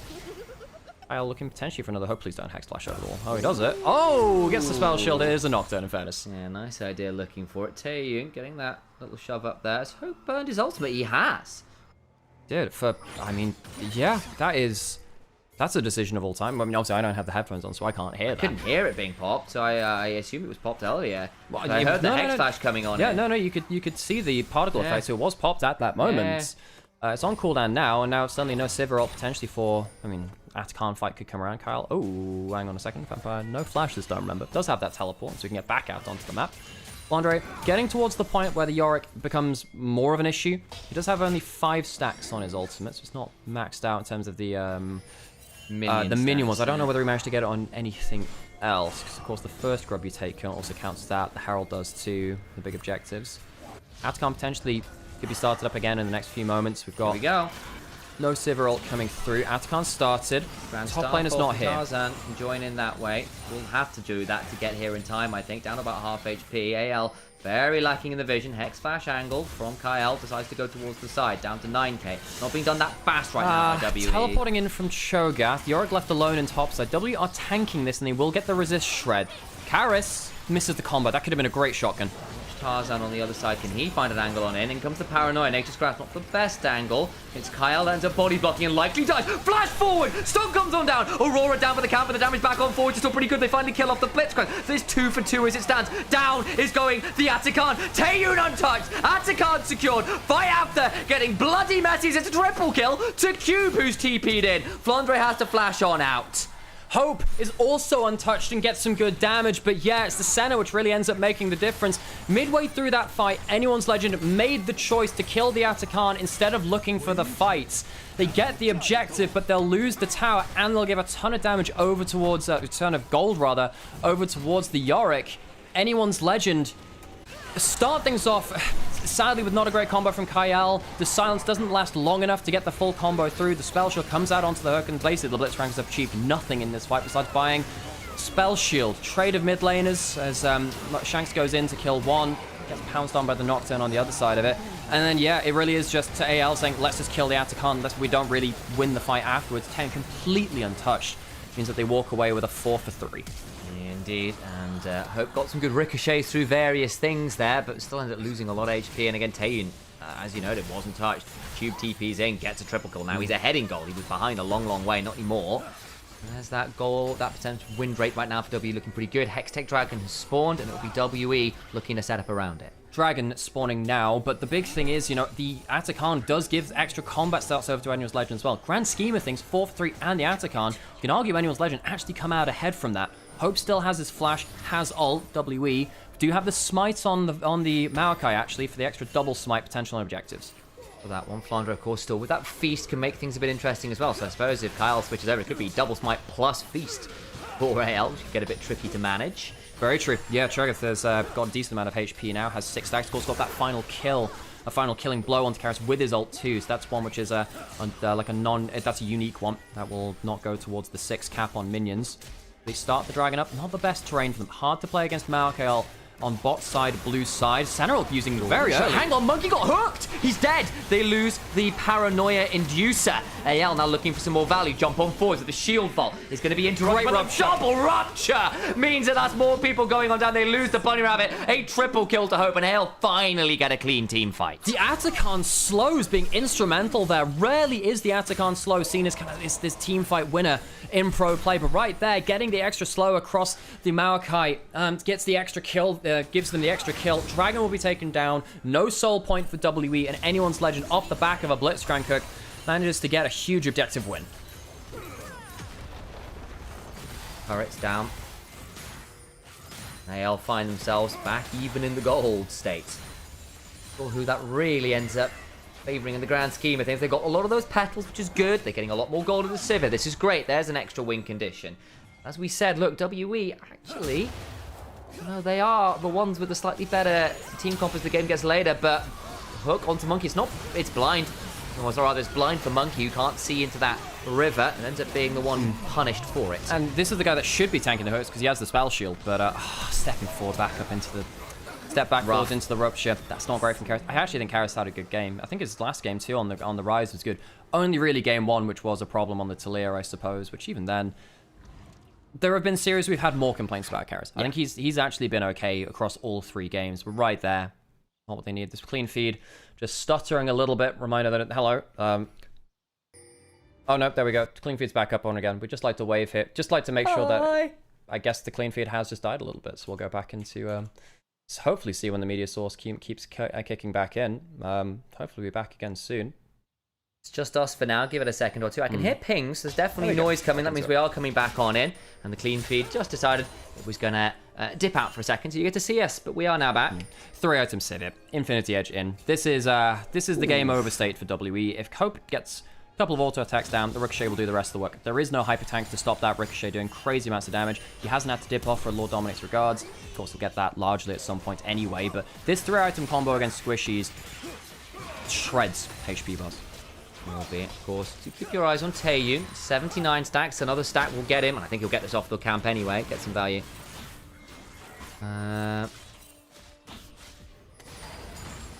Good work there as they head over the back end of Baron being spawned.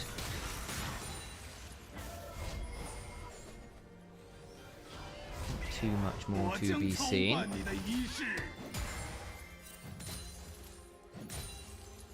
Yorick has a decent side lane advantage now. But Flandre, level 16. Had to cut a ton of stacks to him. Has a Thornmail in too. Yorick is not cleanly winning this matchup. I say that. He's behind in CS. Gets the push, but not really able to do that much with it. You can't force Cho'Gath away from turrets or anything like that. With Baron up, Q being on the Yorick, which is the chip pick he's played under. Is the shotgun over the wall going to come in? It is. But the E's going to nice some of that damage. Knocks it. Where's that go? Hang on a second. It's going to mid lane. Oh, lots and lots and lots. Where's the of flash? value. Don't want to flash, and it's going to be so much damage. Where is your flash? She doesn't flash. Pantheon comes back in, but you've lost your AD carry already. Hope, you are the core of this comp. You must flash to break the fear tether. Maybe afraid that Monkey would do the same, but I don't think you can stand there without using it. Decides not to burn it, means he'll have it up for the dragon fight, I suppose, in a couple minutes. Maybe just saying, look, I don't want to burn the flash right now when it's a 50-50, they're not going down, we're not working. But this opens up the Baron now for WE. They take the mid lane out of turret with Hope being down. WE, Monkey, magnificent jump into the mid lane, forcing the mistake out of Hope. But the Baron's not been started just yet. Not started. And again, we saw they weren't the fastest objective takers with this comp. Maybe AL just saying, look, we don't think you can actually start the Baron here even with the AD carry dip. Maybe they're just afraid of the feast flash and the effectively triple smite as you were talking about before. The spellbook smite was in for Kyle. It is dangerous to do that and you'd be stuck in the pit against the Annie, even though the Annie's behind. But how the hell does this pick come through? So he's walking out way too far, uses the ult, spell shield comes through, and you could flash to break the fear tether right there, chooses not to. Hope, you cannot afford to make mistakes like that in a determining game 3. With the spell shield down, I wonder whether Vampire's ult coming across, it wouldn't have mattered even if he did flash. You had the rest of the move speed from your ultimate. I think it would have made all the difference. Not having that fear there at least would allow you to stand and fight, because you can still auto-attack in the Maokai ultimate. Baron spawning now, being taken rather by Annual's Legend. Over the back goes Karis, looking to come on through. There goes the Paranoia onto Shanks, who flashes and breaks that tether. Procession comes on down, Nature's Grasp comes on down. Typhoon still with the ult, Karis still with the ult. And the Mikhail's used weirdly. Everyone lining up for the Maokai ultimate. 3 roots coming through. Flandre, very tanky, but I mean Aurora does pretty well at killing them actually on the whole. We'll need to make sure they get some regen for somewhere. Might recall back. Ale not cleanly taking the Baron. Do buy some ultimates from WE. Tarzan caught a little bit here, but we'll dodge the shotgun. Can indeed. Now actually means with W getting massive shove through mid lane, Cube's like to get this tier 2. Did pull WE from their setup on around the dragon. Turret goes down, nicely secured there. W just getting some passive value, and they can get the dragon from this. Absolutely true. I mean, the Sivir ult was burned in that last play because Hope used that on the retreat. And Annual's Legend, I thought they were in a fantastic point for their itemization. They are still behind a good amount of gold. And they're not cleanly finding the entrance into plays, which allows Karis to occasionally angle for this shotgun. Typhoon's got himself 87 stacks. It's not that bad on that front either. 3 items, Infinity Edge. Yeah. Makes it nasty. Dragon will go down. Anyone's Legend. I guess they could just start the Baron right now, knowing that the Paranoia is just off cooldown. Coming up only in 5 seconds, though, and they're not fully committing to it. He's got the Hex play. It's so easy. Hook goes on down. Trying to turn this one around and draw to play. Q going to be shielded up by the Dawning Shadow. Is in a lot of danger. Has to flash on out. Vampire now very deep as well. Is slowed up. Celestial Opposition goes on down. Flashes outside of the Rupture. Hope no ultimate just yet. They can't keep chasing, but flash off a cube is nice, but they don't get themselves the objective. Monkey! And he gets the hook on. He flashes over the wall. It means nothing. Steraks is gone, and they'll be able to turn onto the Baron. And that'll be the game-defining mistake, sadly. I think that Monkey's been playing very well on the Nocturne, actually, this game, finding picks where it's very hard to do so. Managed to get that ultimate to kind of put AL into a point of fear where they thought he was closer than he was, but he doesn't end up turning to the fight. Anyone's Legend call the bluff. They will get that feast onto the objective, and Anyone's Legend will get themselves what should be a game-ending buff. I don't see WWE dealing with the Baron buff that well. QSS just picked up for Hope. Got Flash, got Barrier. Look to get another turret here. Can AL their second of the game. Not a lot going down. It's not been clean stuff. The 0-2 versus 0-3 squads. Definitely got some stuff to work on here. Anyone's Legend, the hangover from their international jaunt, still giving them a bit of a headache in these games. So Monkey, I mean, he thinks he's going over control. There's literally a minion spotting you going across there. Control ward does not save you. Tarzan knows you are there. Great flash engage from him. Goes into that Blitzcrank, the Pantheon Blitzcrank combo. Obviously nice, that point and click into the hook. And now Hope has a QSS too, which can help him break fear tethers, the Maokai ultimate. I actually think Vampire's been pretty good on the Maokai into late game. Yeah, he has. His laning phase left a lot to be desired, but actually, considering that this is a second string champion for him, I think he's given a lot of issues over towards Anyone's Legend. The ults have been good. With the ults, he's been angling them well, so credit to him. His champion pool's oft been criticized, but here I don't think it was the issue. Kyle, want to try and look for a hook over the wall. Out of range for the ultimate, gets the hook into the spell shield. Nice idea, though. I appreciate the attempt. It's not the longest cooldown, so going picking for those kind of things can matter. Cube being threatened here. Flash. And they're going to try and jump onto him. Paranoia is available. May look to turn this around, but it might be a little bit too little, a little too late. Cube is squared again. Monkey in danger. Might be returning to his namesake. He's doing so as the ricochets are flying on through everyone. Taeyu needs to run away. Last Embrace is a minion. Vampire in danger. Dawning Shadow comes across. Tarzan will take the turret shot and die, but happy to trade his life out for the Aurora. Taeyu and Vampire need to back away now. The bot lane on 20% HP between them need to run away. 3 for 1 for Anyone's Legend, and in the Baron buff's remaining minute, 5,000 gold Baron play right now. They should be able to finish the game. Was it clean? No, but it will get Anyone's Legend on the board, and WE will be ending their start to this split 0-4 in series. Nice little twisted advanced tech there to avoid the hook, but it means very little in the face of your Nexus turret going on down. Stunt on him while you can, but you're stunting on him while your base at home is on fire. Taeyoon, hang on. He's just going to end up getting flashed on by Hope. Took a few with him, and the HP damage was good, but it isn't enough heroics at the back end of it all. And the only thing hanging is their hats up as the game is lost. Well, what a weird old game that was. Back and forth and back again, a game of throws. But in the end, it is AL throw a little less and find themselves with some nice severe team fighting to win out the game. Shorter day for us here. Only the one series, folks. Reminder that the second series today, Invictus Gaming versus Bilibili Gaming, is postponed due to a typhoon within the Shanghai area. So that will be postponed until August the 28th. So basically the end of the split to fit it at the end of our regular season. So yes, that will be our only series today. A short one, very rare to say that here in the LPL. But thank you everyone for joining us. My name is Nymaera, joined by Initialise. We're brothers, we cast the LPL, and we hope you've enjoyed this this series that we've brought to you today and our casting of it. Of course, we do this without getting paid. Our only support for doing this is you watching us, subscribing, liking, helping us with the algorithm, and hopefully unlocking stuff like sponsorships through viewership numbers and stuff like that in the future. Hope you've enjoyed it, and yeah, WE, another game, another series where they have, some flashes of what they showed last split, but their individual forms have been about the place. I think their drafts have been a lot more questionable. Yeah. And their play around objectives, particularly this split, has been much worse than last split. Because right there around the Dragon and the Baron, initially thought, oh, there's a winning angle, but they don't quite manage to clutch on it, and there's one individual misplay which causes the house of cards to come tumbling down. Yeah, and it does feel a lot about like individual people getting picked up, not respecting the globals in that game 3 particularly. Game 1, it was like, hang on, target selection, Shanks can't get caught out like that.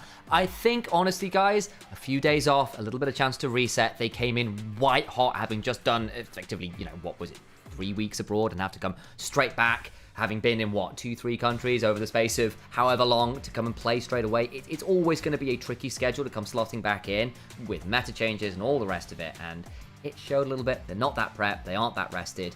Shanks looks exhausted. this isn't the AL I expect to see again in, say, 2 weeks' time. But right now, it's messy, and it is showing, and rightly they are getting criticised, but you do have to add that caveat that I don't think this is them at full strength either. Absolutely not. So W will start the split 0-4 after finishing top 4 for the first time since 2021 in the last split. Anyone's Legend, do you claim their first series victory to go to 1-2 in their first 3 series after losing to BLG and Invictus Gaming? But yeah, that is a lot of questions for Team WE. I think that they've struggled to refine their form and their confidence, and their individual player form has been well up and down. I think this series Monkey was quite poor comparative to normal. I think that his Skarner was good. I think his game 1 and his game 3 were poor. I think that Karis, game 1 was poor, game 2 and 3 was actually pretty good. Typhoon, mixed bag. Actually, I think his game 3 on the center outside of laning phase was very good. Vampire, made the Caitlyn work. Yeah, Vampire, I think was actually pretty solid all 3 games. Cube, okay. Yeah. The Scion was good. Yeah, the Scion was good. I think the Yorick wasn't bad either. I just think W is an overall team unit. I think that the drafts have been concerning to me across all of their series. I think that their objective play and their macro has been really off. Like, I don't like the way that they play around side lanes. I think that when Cube needs extra resources, Vampire never moves to that lane, which is often the person, or of course Monkey as well. But Monkey and Vampire do not move to side lanes when Cube needs it. And then just someone makes a brain fart around all the big objectives. Someone does. This time it was Monkey. Before it's been a whole bunch of other people, you know? Yeah, you can sort of see it there, right? Like, Shanks didn't do a lot this game, but then Hope did, and Flandre did. Yeah. What's your plan after I'm this? going to do a little bit of streaming, I think, when I get before. We got D&D this evening, which should be good fun. All right, so we're going to go radio over to Sam on his stream from Twitch in a little bit. If you're on YouTube, the show will end here. Thank you very much, everyone, for joining us, though. And we will see you next time.